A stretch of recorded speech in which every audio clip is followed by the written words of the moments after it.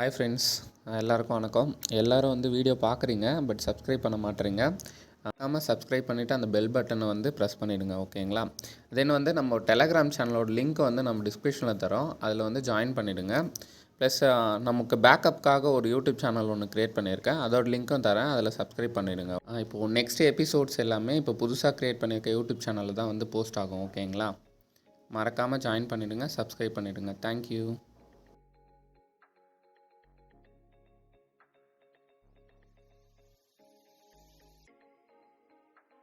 சித்தார்த், என்னை விட்டு எங்கேயும் போயிடாதீங்க. அதித்தி சொன்னதை கேட்டதும் சிவன்யா அதிர்ச்சியுடன் மீட்டிங் ஹாலிற்குள் சென்று பார்த்தான். அங்கு ஒருவன் உடல் முழுவதும் பேண்டேட் சுற்றிய நிலையில் இருந்தான். அவனை பார்த்ததும் சிவன்யா அதிர்ந்து போக, சிவன்யாவை பார்த்ததும் பேண்டேட் சுற்றி அமர்ந்திருந்தவன் இன்னும் அதிர்ச்சியுடன் எழுந்து சிவன்யாவின் அருகில் ஓடி வந்தான். மேடம், சாரி மேடம், நீங்க யாருன்னு தெரியாம நான் உங்ககிட்ட அந்த மாதிரி தப்பா நடந்துக்கிட்டேன். அதுக்கான தண்டனையை நான் அனுபவிச்சிட்டேன். நான் அந்த கான்ட்ராக்ட்ல சைன் பண்ணி கொடுத்துட்டேன். ப்ளீஸ் மேம், என்ன மன்னிச்சிட்டேன்னு மட்டும் சொல்லுங்க. பிரபாகரனின் குரல் கேட்டதும் அதிர்ந்து போன சிவன்யா கண்களில் கண்ணீருடன் சித்தார்த்தை பார்த்தாள். என்னாச்சு சிவன்யா? இவன் யாரு?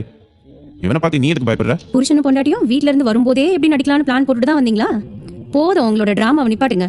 ஏ சிவன்யா, உன்கிட்ட நான் என்ன சொன்னேன்? அந்த கான்ட்ராக்ட்ல சைன் வாங்கிட்டு வான்னு தானே சொன்னேன். ஆனா அவரை நீ என்ன பண்ணி வச்சிருக்க? இந்த மாதிரி எல்லாம் நீ பார்ட்னர்ஸ் ஆள் வச்சு அடிச்சேன்னா நம்ம கூட யார் பிசினஸ் பண்ணுவா? Hands off Adithi. நானும் என்னால முடிஞ்ச அளவுக்கு பொறுமையா போகணும்னு நினைக்கிறேன். ஆனா நீ ரொம்ப என்ன சோதிக்கிற. நீங்க எல்லாரும் பண்ண காரியத்துக்கு இந்நேரம் உங்களுக்கு எல்லாரையும் நான் இருந்த இடம் தெரியாம அழிச்சிருக்கணும். ஆனா சிவன்யாக்காக மட்டும்தான் நான் இன்னும் பொறுமையா இருக்கேன். ஒரு தங்கச்சின்னு கூட பார்க்காம அவளை இப்படி ஒரு பிரச்சனையில மாட்டி விட்டு மனசாட்சியே எல்லாம் பேசிட்டு இருக்கிய. நீ எல்லாம் ஒரு பொண்ணா? சித்தார்த், யார்கிட்ட பேசுன்னு தெரிஞ்சு பேசு. நான் ஒன்னும் உன் பொண்டாட்டி அந்த மாதிரி ஹோட்டலுக்கு தேடி போய் சைன் வாங்க சொல்லல. கான்ட்ராக்ட்ல சைன் வாங்கிட்டு வான்னு தான் சொன்னேன். அது மட்டும் இல்லாம நான் சைன் வாங்க சொன்ன ஆள் வேற, உன் பொண்டாட்டி போன ஆள் வேற. யாருக்கு தெரியும், உன் பொண்டாட்டி பிளான் போட்டு கூட அவரை மயக்கிறதுக்காக அங்க போயிருக்கலாம். அக்கா, என்னடி எதுக்கு இப்ப இப்படி கத்துற? ஏன் நான் என்ன இல்லாததையா சொல்லிட்டேன்? உனக்கு ஒன்றும் இது புதுசு இல்லையே. எல்லாரும் கொஞ்சம் வாய மூடுறீங்களா? நீங்க பெரியவன் நான் ஒருத்தன் இருக்கிறது உங்க கண்ணுக்கு தெரியுதா இல்லையா? அதித்தி, நீ உன்னோட கேபினுக்கு போ. தாத்தா, தப்பு பண்ணது அவ. நீங்க எதுக்கு என்கிட்ட கோவமா பேசுறீங்க? அவளை முதல்ல இங்க இருந்து வெளியே போக சொல்லுங்க. அதித்தி, யாரை வெளியே போக சொல்லணும், யாரை இருக்க சொல்லணும்னு எனக்கு தெரியும். நீ முதல்ல இந்த ரூம்ல இருந்து வெளியில போ. காசிநாதன் அப்படி சொன்னதும் அதித்தி கோபமாக அந்த அறையை விட்டு வெளியேறினாள். சிவன்யா, எல்லா பிரச்சனைக்கும் நான் தான் காரணம். தயவு செஞ்சு என்ன மன்னிச்சிருங்க. சித்தார்த், ப்ளீஸ் நம்ம வீட்டுக்கு போலாம். எனக்கு இங்க இருக்கவே பயமா இருக்கு. எனக்கு இவரை பார்க்கவே பிடிக்கல. சிவன்யா, ஒன்றும் இல்லை, உன் கூட நான் இருக்கேன். நீ தைரியமா இரு. பாத்தியா, உன்னால என்னோட சிவன்யா எவ்வளவு பயந்து போயிருக்கான்னு. இன்னொரு தடவை நீ எந்த பொண்ணுகிட்டையாவது இந்த மாதிரி சிலுமிஷம் பண்ண நினைச்ச, உன் உயிர் என் கையால தான் போகும். மைண்டட். சாரி சார், என்ன மன்னிச்சிடுங்க. இதுக்கப்புறம் நான் எந்த பொண்ணுங்க கிட்டே இந்த மாதிரி நடந்துக்க மாட்டேன். சாரி சிஸ்டர், என்ன மன்னிச்சிடுங்க. பிரபாகரன் பேசிக் கொண்டிருக்கும் பொழுதே நிற்க முடியாமல் தள்ளாட அவன் அருகில் நின்று கொண்டிருந்த அவனது பிஏ அவனை அப்படியே பிடித்து அங்கிருந்த வீல் சேரில் உட்கார வைத்தான். சிவன்யா, பிசினஸ்னா பல விஷயங்கள் நடக்கத்தான் செய்யும். அதையெல்லாம் தைரியமா இருந்து ஃபேஸ் பண்ணணும். இந்த மாதிரி பயந்துட்டு இருந்தனா உன்னால எதுவும் சாதிக்க முடியாது. என்ன பிரச்சனை வந்தாலும் தைரியமா ஃபேஸ் பண்ண கத்துக்கோ. சிவன்யாவிடம் பேசிவிட்டு காசிநாதன் அந்த அறையை விட்டு வெளியேறினார். சிவன்யா, வா நம்ம வீட்டுக்கு போலாம். 2 நாள் வீட்டில் ரெஸ்ட் எடு. அதுக்கப்புறம் எதா இருந்தாலும் ஃப்ரெஷ்ஷாக ஸ்டார்ட் பண்ணலாம். சித்தார்த் சிவன்யாவை கூட்டிக் கொண்டு வீட்டிற்கு சென்றான்.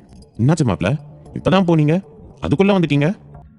என்னம்மா சிவன்யா, தலை வலிக்குதுன்னா காலையிலே ரெஸ்ட் எடுத்துக்கலாம்ல. நீயே ஏன் உன்னை வருத்திக்கிற? சரி, ரூம்ல போய் நல்லா ரெஸ்ட் எடு. நான் அம்மா உனக்கு சுட சுட காஃபி போட்டு எடுத்துட்டு வர சொல்றேன். மாப்பிள்ள, நீங்க சிவன்யாவை கூட்டிட்டு ரூமுக்கு போங்க. Okay uncle. சித்தார்த், ப்ளீஸ் என்னை விட்டுட்டு எங்கேயும் போகாதீங்க. எனக்கு ரொம்ப பயமா இருக்கு. சிவன்யா, நான் எங்கேயும் போல, உன் கூட தான் இருக்கேன். நீ முதல்ல இந்த மாதிரி பயப்படுறதுன்னு நிறுத்து. உன்னோட தாத்தா என்ன நினைச்சா அப்படி சொன்னாருன்னு தெரியல, ஆனா அவர் சொன்னதுலயும் அர்த்தம் இருக்கு. நீ போல்டா இருக்கணும். எவ்வளவு பெரிய பிரச்சனை வந்தாலும் அதை தைரியமா ஃபேஸ் பண்ணணும். நல்லா காதுல விழுகிற மாதிரி சொல்லுங்க மாப்ள. எத்தனை முறை சொன்னாலும் அவளுக்கு புரிய மாட்டேங்குது. ஒரு குழந்தைக்கு அம்மா ஆயிட்டா, ஆனா இன்னும் இந்த மாதிரி பயந்துகிட்டு இருந்தானா இவ எப்படி சமுதாயத்துல வாழ முடியும்? சிவன்யா, தயவு செஞ்சு உன்னோட பயத்துல இருந்து வெளியில வா. மாப்பிள்ள சொன்ன மாதிரி தைரியமா இரு. உனக்காக நாங்க எல்லாரும் இருக்கோம். முதல்ல அழுகையை நிறுத்திட்டு இருந்தா இந்த காப்பியை குடி. சரி சரி, போதும். ஏற்கனவே என் பொண்ணு ரொம்ப பயந்து போயிருக்கா. இன்னும் ஆளாளுக்கு ஏதாவது சொல்லி அவளை பயமுறுத்திட்டு இருக்காதீங்க. அதெல்லாம் என் பொண்ணு தைரியமான பொண்ணா மாறிடுவா. மாப்பிள்ள, இந்த 4 சவுத்துக்குள்ளேயே இருந்தா அவளுக்கு ஒரு மாதிரி இருக்கும். நீங்க பாப்பா ஸ்கூல் விட்டு வந்ததுக்கப்புறம் பக்கத்தில் இருக்க பார்க்குக்கு 2 பேரையும் கூட்டிட்டு போயிட்டு வாங்க. கல்யாணம் ஆனதுல இருந்து நீங்க எங்கேயும் வெளியே போகல. அதனால பார்க்குக்கு போய் 3 பேரும் சேர்ந்து கொஞ்சம் டைம் ஸ்பெண்ட் பண்ணிட்டு வாங்க. அங்கிள், நான் நினைச்சேன், நீங்க சொல்லிட்டீங்க. நெக்ஸ்ட் வீக் எங்கேயாவது ஊட்டி கொடைக்கானல் போலாம்னு பிளான் பண்ணேன். அதுக்குள்ள இந்த மாதிரி நடந்துச்சு. It's okay. நெக்ஸ்ட் மந்த் நான் கண்டிப்பா எல்லாரையும் கூட்டிட்டு போறேன். இன்னைக்கு ஈவினிங் தீட்சை கூட்டி வந்ததுக்கப்புறம் நான் பக்கத்தில் இருக்க பார்க்குக்கு கூட்டிட்டு போயிட்டு வரேன். அம்மாடி, மாப்பிள்ள கூட வெளியில போயிட்டு வா. உனக்கும் கொஞ்சம் மனசுக்கு ஆறுதலா இருக்கும். சரியா? வாசுகி, அவங்க 2 பேரும் ரெஸ்ட் எடுக்கட்டும். நீ வா, போய் கிச்சன்ல அவங்களுக்கு சாப்பிட்றதுக்கு ஏதாவது சம. அவங்க 2 பேரும் தாராளமா ரெஸ்ட் எடுக்கட்டும். நீங்க என் பின்னால வாங்க, வந்து காய்கறி கட் பண்ணி கொடுங்க. அப்பதான் சீக்கிரம் சமைக்க முடியும். அது சரி, சீக்கிரம் சமையல்னு சொன்னதுக்கு தண்டனையா? சரி, எனக்கும் போர் அடிக்குது. வா, நம்ம போய் அவங்களுக்கு சாப்பாடு ரெடி பண்ணுவோம். வாசுகியும் ராஜேந்திரனும் அறையை விட்டு செல்ல சித்தார்த்தின் போன் ஒலித்தது. திரையில் தெரிந்த எண்ணை பார்த்ததும் சித்தார்த்தின் முகம் மாறி போனது. உன்னோட மம்மியும் பிரின்சஸ் தான். என்னாச்சு சித்தார்த்? யார் ஃபோன் பண்றா? ஏன் ஃபோன் அட்டன் பண்ணாம பார்த்துட்டே நிக்கிறீங்க? அது ஒன்றும் இல்லை, ஒரு முக்கியமான ஃப்ரெண்ட் கால் பண்ணுறாங்க. நான் பேசிட்டு வரேன், நீ காஃபி குடிச்சிட்டு. ஃப்ரெண்டு தான் ஃபோன் பண்றாங்கன்னா இங்கே பேச வேண்டியது தானே? எதுக்காக இவ்வளோ பதட்டமா வெளியில போறாரு? இவரை என்னால் புரிஞ்சுக்கவே முடியல. எனக்கு என்னமோ இவர் என்கிட்ட எதையும் மறைக்கிறாருன்னு தோணுது. அது என்னன்னு சித்தார்த் கிட்ட கண்டிப்பா பேசி ஆகணும். வீட்டை விட்டு வெளியேறிய சித்தார்த் 4 திசையையும் திரும்பி பார்த்துவிட்டு தனது காருக்குள் சென்று உட்கார்ந்து போனை அட்டன் செய்தான். Hello officer, can you hear my voice? Yes Siddharth, உன் வாய்ஸ் எனக்கு கேட்குது. சித்தார்த், நம்ம கெஸ் பண்ணது கரெக்ட் தான். நீ எதுக்காக திருச்சிக்கு போனியோ அதுக்கான வேலை ஆரம்பிச்சிருச்சு. ஒரு பெரிய கும்பல் திருச்சியை நோக்கி வந்துட்டு இருக்காங்க. அவங்க இங்கே ஏன் வராங்க, என்ன பண்ண போறாங்கன்ற டீடைல்ஸ் மட்டும் நம்ம தெரிஞ்சுக்கிட்டோம்னா அதுக்கப்புறம் அந்த கும்பலை ஒட்டுமொத்தமாக நம்ம அழிச்சிடலாம். நீ எப்பவும் அலர்ட்டாரு, யாராச்சும் உன்னை வாட்ச் பண்ணுறாங்களான்னு பார்த்துக்கோ. உனக்கு நான் சொல்ல வேண்டியதில்லை. இருந்தாலும் இப்போதான் நீயும் புதுசாக கல்யாணம் பண்ணியிருக்க, ஸோ கேர்ஃபுல்லாக இரு. யூ டோன்ட் வரி ஆஃபீஸர், நான் இந்த நாளுக்காக தான் ரொம்ப வருஷமாக காத்துட்டு இருக்கேன். அந்த கும்பலோட நோக்கத்தை கண்டுபிடிச்சு அந்த கும்பலை ஒட்டுமொத்தமாக அழிக்கணும். வழக்கம் போல நம்மளோட இந்த ஆபரேஷன்லையும் நம்ம வெற்றி காணணும். சித்தார்த், உன்ன மாதிரி ஒரு சோல்ஜர் இருக்கிற வரைக்கும் நமக்கு தோல்வின்றதே கிடையாது. I know you are the god of war. அதனால எனக்கு எந்த பயமும் இல்லை. சரி, உனக்கு நிறைய வேலை இருக்கும், நீ உன்னோட வேலையை போய் பாரு, நான் வைக்கிறேன். ஓகே ஆஃபீஸர், தென் என் மேலே நீங்கள் வச்சிருக்க நம்பிக்கைக்கு ரொம்ப தேங்க்ஸ். அந்த நம்பிக்கையை நான் கண்டிப்பாக காப்பாற்றுவேன். Okay man, all the best. ஆபீசரிடம் பேசிவிட்டு சித்தார்த் ஏதோ சிந்தனையிலேயே இருந்தான். அதன் பின்பு அசோக்கிற்கு போன் செய்து ஒரு சில விஷயங்களை செய்ய சொல்லிவிட்டு வீட்டிற்குள் சென்றான். அன்றைய பொழுது அப்படியே போய்விட மாலை பொழுது வந்தது. சிவன்யா, டைம் ஆச்சு, ரெடி ஆயிட்டியா இல்லையா? ரெடி ஆயிட்டங்க, இதோ வரேன். டாடி, நானும் ரெடி ஆயிட்டேன். இந்த ட்ரெஸ் எனக்கு எப்படி இருக்குன்னு சொல்லுங்க. ஓ மை காட், என்னோட பிரின்சஸ் இந்த ட்ரெஸ்ல செம்ம கியூட்டா இருக்கீங்களே. அடடா, ஏற்கனவே என்னோட செல்லம் ரொம்ப அழகு, இந்த ட்ரெஸ்ல இன்னும் அழகா இருக்கீங்க. என்ன செல்லம், டாடி கிட்ட வாங்க பார்க்கலாம். தீக்ஷியிடம் பேசிக்கொண்டே அவளை தூக்கி சுற்றி அவளது கன்னத்தில் முத்தமிட்டான். அதை பார்த்த ராஜேந்திரனும் வாசுகியும் சந்தோஷமாக சிரித்தார்கள். நான் ரெடி ஆயிட்டேங்க, போலாமா? சிவன்யாவின் குரல் கேட்டு சித்தார்த் நிமிர்ந்து பார்க்க ஸ்கை ப்ளூ வண்ணத்தில் சிம்பிளாக ஒரு சுடிதார் அணிந்திருந்தாலும் தோகை விரித்தாடும் மயில் போல் மிகவும் அழகாக இருந்தாள். சித்தார்த் அவளை கண்ணிமைக்காமல் பார்த்து கொண்டிருந்தான். என்ன டாடி, மம்மி அப்படி பார்த்துட்டு இருக்கீங்க? மம்மியும் என்ன மாதிரியே பிரின்சஸ் மாதிரி இருக்காங்களா? அப்சல்யூட்லி, உன்னோட மம்மியும் பிரின்சஸ் தான். ஒரு பிரின்சஸால தான் இன்னொரு பிரின்சஸ்க்கு அம்மாவா இருக்க முடியும். நீ பிரின்சஸ்னா மம்மியும் பிரின்சஸ் தான். சித்தார்த் சொன்னதை கேட்டதும் சிவன்யாவின் முகம் வெட்கத்தில் சிவந்து போக சித்தார்த் அதை பார்த்து ரசித்தான். சரி, நேரம் ஆகுது, சீக்கிரம் போயிட்டு 8 மணிக்கெல்லாம் திரும்பி வந்துடுங்க. ஏன்னா அந்த ஏரியா 8 மணிக்கு மேல சேஃப்டியா இருக்காது. என்ன ஆண்டி சொல்றீங்க? 8 மணிக்கு மேல இந்த ஏரியா சேஃப்டி கிடையாதா? அப்படின்னா இங்க ஏதாவது பிரச்சனை நடக்குமா என்ன? அட, அதெல்லாம் ஒண்ணும் இல்ல மாப்ள, இவ லூசுத்தனமா ஏதாவது உளறிட்டு இருப்பா. நீங்க எதுக்கு அதெல்லாம் கேட்டுட்டு இருக்கீங்க? நீங்க கிளம்புங்க, போய் சந்தோஷமா என்ஜாய் பண்ணிடுவாங்க. டாடி, சீக்கிரம் சீக்கிரம் வாங்க போகலாம், ஆல்ரெடி டைம் ஆயிடுச்சு. அச்சோ, சரிடா தங்கம், வாங்க போலாம். அங்கிள், ஆண்டி, நாங்க போயிட்டு வரோம். சரிப்பா, பார்த்து கேர்ஃபுல்லா போயிட்டு வாங்க. இருவரிடமும் சொல்லிவிட்டு மூவரும் அங்கிருந்து பார்க்கிற்கு கிளம்பினார்கள். ஹை ஜாலி, ஃபைனலா நான் பார்க்குக்கு போக போறேனே. டாடி, அந்த பார்க்குக்கு போகணும்னு நான் எவ்வளவு நாள் மம்மி கிட்ட கேட்டேன் தெரியுமா? ஆனா என்ன யாருமே அங்க கூட்டிட்டு போகல. ஓ, என் செல்லம், அங்க போக அவ்வளவு ஆசைப்பட்டீங்களா? இனிமே உங்களுக்கு எங்க போகணும்னாலும் நீங்க டாடி கிட்ட சொல்லுங்க, உங்களை டாடி கூட்டிட்டு போறேன், ஓகேவா? நான் இனிமே எங்க போறதுனாலும் என்னோட டாடி கூட போவேன். இனிமே அந்த ராகுல் அவங்க டாடி கூட பைக்ல போகும்போது என்கிட்ட சீன் போட மாட்டான். ஏன்னா நான் தான் என் டாடி கூட கார்லயே போறேனே. டே ராகுல், உன்னையும் உன்னோட டாடியையும் இனிமே நான் என்ன பண்றேன் பாரு. தீக்ஷி மிகவும் சந்தோஷமாக பேசிக் கொண்டு வர அதை இருவரும் பார்த்து ரசித்துக் கொண்டு வந்தார்கள். சற்று நேரத்தில் மூவரும் பார்க்கிற்கு சென்றுவிட தீக்ஷி மிகவும் சந்தோஷமாக சித்தார்த்திடமிருந்து இறங்கி விளையாடச் சென்றாள். தீக்ஷி, மெதுவா போ, இவ்வளவு வேகமா ஓடக்கூடாது, இல்லைன்னா ஏதாவது அடிபட்டுரும். அவ சந்தோஷமா கொஞ்ச நேரம் விளையாடிட்டு போட்டும். குழந்தைனா ஓடி ஆடி விளையாடதான் செய்யும். அப்போ ஒரு சில அடிகள் படதான் செய்யும். அது அவங்க பழக தான் வேணும். என்னங்க சொல்றீங்க? குழந்தை ஒரு செயலை செஞ்சா அடிபட்டுரும்னு தெரிஞ்சும் நம்ம எப்படி செய்ய விடுறது? சிவன்யா, முதல்ல நீ எல்லாத்துக்கும் பயப்படுறதை நிறுத்து. குழந்தை இன்னைக்கு ஓடும்போது அடிப்பட்டாதான் இந்த மாதிரி வேகமா ஓடினா அடிப்படணும்னு புரிஞ்சுப்பா. அப்பதான் நெக்ஸ்ட் டைம் அவளே மெதுவா நடந்து போவா. நம்ம குழந்தைக்கு தைரியத்தை தான் கொடுக்கணும். இது பண்ணா இப்படி ஆயிடும், அது பண்ணா அப்படி ஆயிடும்னு குழந்தைய நாம பயமுறுத்தக்கூடாது. நீ அமைதியா என் கூட வா, அவ பாட்டுக்கு சந்தோஷமா விளையாடட்டும். சித்தார்த், அவளை எப்படி தனியா விளையாட விடுறது? வாங்க நாமளும் அவ கூட போகலாம். சிவன்யா, அங்க நிறைய குழந்தைங்க நிக்கிறாங்க பாரு. அவளை இதுவரைக்கும் நீங்க தனியாவே வளர்த்துட்டீங்க. இதுக்கப்புறமும் அவளை இந்த மாதிரி வைக்க வேணாம். 4 குழந்தைங்களோட சேர்ந்து அவளும் விளையாடட்டும், விடு. அவ என்ன ரொம்ப தூரமா போயிட்டா? அதோ நம்ம கண் முன்னால தானே இருக்கா. சரி, உனக்கு ஊஞ்சல் ஆட பிடிக்குமா பிடிக்காதா? சித்தார்த், இது வரைக்கும் அவளை நாங்க யார் கூடயும் விளையாட விட்டதே இல்ல. எனக்கு என்னமோ பயமா இருக்கு. வாங்க நாமளும் தீக்ஷி கூட போலாம். தீக்ஷிக்கு எதுவும் ஆகாது. அவ சந்தோஷமா விளையாடிட்டு தான் இருக்கா. அவளோட முகத்துல எவ்வளவு சிரிப்பு இருக்குன்னு பாரு. சரி, நீ பேச்ச மாத்தாம நான் கேட்டதுக்கு பதில் சொல்லு. உனக்கு ஊஞ்சல் பிடிக்குமா பிடிக்காதா? பிடிக்கும். இந்த எப்பதான் விட போறியோ தெரியல. சரி வா, நான் உன்னை ஊஞ்சல் ஏத்தி விடுறேன். என்னையா? ஐயோ சித்தார்த், எனக்கு அதெல்லாம் எதுவும் வேண்டாம். நான் இப்படியெல்லாம் சொன்னா நீ கேட்க மாட்ட. இரு, உன்னை என்ன பண்றேன்னு பாரு. சித்தார்த் சிவன்யாவிடம் பேசிக்கொண்டே அவளை தனது இரு கரங்களில் தூக்கி கொண்டான். ப்ளீஸ் என்னை இறக்கி விடுங்க சித்தார்த். சித்தார்த், என்ன பண்றீங்க? ப்ளீஸ் என்ன கீழே இறக்கி விடுங்க, யாராவது பார்க்க போறாங்க. பார்த்தா பார்க்கட்டும், நான் என் பொண்டாட்டியை தூக்குறேன், அவங்களுக்கு என்ன? ஹை, டாடி மம்மியை தூக்கிட்டாரு, டாடி மம்மியை தூக்கிட்டாரு. சிவன்யா, அங்க பாத்தியா நம்ம பொண்ணுக்கு எவ்வளவு சந்தோஷம்னு? அச்சோ, இப்ப எதுக்கு இப்படி கத்திக்கிட்டு இருக்கா? நீங்க படுத்துறது போதாதுன்னு அவளே கத்தி எல்லாரையும் பார்க்க வைப்ப போலியே. ப்ளீஸ் சித்தார்த், எனக்கு ஒரு மாதிரி இருக்கு, என்னை இறக்கி விடுங்க. உன்னை நான் தூக்கிட்டு போய் ரொமான்ஸா பண்ண போறேன். அந்த ஊஞ்சல்ல தானே உட்கார வைக்க போறேன். கொஞ்சம் அமைதியா தான் வாயேன். அச்சோ, நானே இறங்கி வந்து ஊஞ்சல்ல உட்கார்றேன், நீங்க என்னை இறக்கி விடுங்க ப்ளீஸ். அதெல்லாம் முடியாது. அங்க பாரு, சுத்தி இருக்க எல்லாரும் நம்மள தான் பாக்குறாங்க. ஒருவேளை இப்ப நான் உன்னை இறக்கி விட்டேன்னு வச்சுக்கோ, உன்னை தூக்க கூட ஸ்ட்ரென்த் இல்லாம தான் நடக்க வச்சுட்டேன்னு நினைப்பாங்க. சோ அமைதியா வா, நானே உன்னை தூக்கிட்டு போறேன். கடவுளே, இது என்ன சோதனை? இங்க இருக்கிறவங்க எல்லாம் என்ன பேசுவாங்களோ? என்ன பேசுவாங்க? இங்க பாரு, இந்த சிவன்யாவுக்கு எவ்வளவு ஸ்வீட்டான ஹஸ்பண்ட் கிடைச்சிருக்கான்னு பேசுவாங்க. சிவன்யாவிடம் பேசிக்கொண்டே அங்கிருந்த ஊஞ்சலில் அவளை உட்கார வைத்தவன் பின்பு ஊஞ்சலை ஆட்டிவிட ஆரம்பித்தான். முதலில் வெட்கப்பட்டவள் அவன் ஊஞ்சல் ஆட்டிவிடவும் ஏதோ ஒரு சிறு குழந்தை போல் மிகவும் சந்தோஷமாக ஆட ஆரம்பித்தாள். சிவன்யா, உன்னோட முகத்துல இப்ப இருக்கிற இந்த சந்தோஷம் எப்பவும் இருக்கணும். அதுக்காக நான் என்ன வேணாலும் பண்ணுவேன். ஊஞ்சலில் ஏற்றிவிட்டு அரை மணி நேரம் ஆகியும் சிவன்யா அசராமல் விளையாடி கொண்டிருந்தாள். என்ன மேடம், வேண்டாம் வேண்டான்னு சொன்னீங்க, ஹாஃப் அன் அவர் ஆகியும் கொஞ்சம் கூட உங்களுக்கு சலிக்கல போலையே. என்ன half an hour ஆச்சா? நிஜமாவா? அவ்வளவு நேரமா ஊஞ்சல் ஆடிட்டேன்? சாரிங்க, ரொம்ப நாள் கழிச்சு ஊஞ்சல்ல விளையாடினா அதான் டைம் போனதே தெரியல. பாவம், உங்களுக்கு கை வலிக்க போகுது, நிறுத்துங்க போதும். சிவன்யா, இதெல்லாம் என்னோட வாழ்க்கையில எனக்கு கிடைச்ச வரம். எனக்கு ஒன்னு ஆடுறதுல எந்த பிரச்சனையும் இல்லை. உனக்கு இன்னும் எவ்வளவு நேரம் ஆடணும்னு தோணுதோ அவ்வளவு நேரம் ஆடு, ஓகேவா? இல்லங்க போதும். தீக்ஷி எங்க? வாங்க அவகிட்ட போகலாம். சிவன்யா, தீக்ஷி இங்கதான் விளையாடிட்டு இருந்தா, எங்க அவளை காணோம்? சித்தார்த் சொன்னதை கேட்டதும் சிவன்யா அதிர்ச்சியுடன் ஊஞ்சலில் இருந்து எழுந்தாள். தீக்ஷி, தீக்ஷி எங்க போன? சிவன்யா, நீ பயப்படாத. தீக்ஷி இங்கதான் குழந்தைங்களோட விளையாடிட்டு இருப்பா, வா தேடி பார்க்கலாம். சீக்கிரம் வாங்க, எனக்கு ரொம்ப பயமா இருக்கு. தீக்ஷி, தீக்ஷி எங்கடா இருக்க? அம்மா கிட்ட வா. தீக்ஷி குட்டி, எங்க இருக்கீங்க? டாடி கூப்பிடுறேன்ல, சீக்கிரம் வாங்க. சித்தார்த்தும் சிவன்யாவும் அந்த இடம் முழுவதும் தீக்ஷியை தேடினார்கள். தீக்ஷி எங்க போயிருப்பா? எங்கேயுமே காணுமே. சிவன்யா, தீக்ஷி இங்கதான் பக்கத்துல எங்கேயாச்சும் இருப்பா. நான் கண்டிப்பா அவளை கண்டுபிடிச்சிருவேன், நீ பயப்படாம இரு. அந்த இடம் முழுவதும் சுற்றி திரிந்தவன் அங்கு இருந்தவர்களிடமும் கேட்க தொடங்கினான். இங்க ஒரு குட்டி பாப்பா விளையாடிட்டு இருந்தா, பிங்க் கலர் ட்ரெஸ் போட்டிருந்தா. யாராவது அவளை பாத்தீங்களா? தம்பி, அந்த பாப்பா நல்லா குண்டா சிவப்பா இருக்குமா? கையில கூட ஒரு நீல கலர் பிரேஸ்லெட் போட்டிருக்குமா? ஆமா பெரியவரே, அது என் பொண்ணு தான். என் பொண்ணை நீங்க எங்க பாத்தீங்க?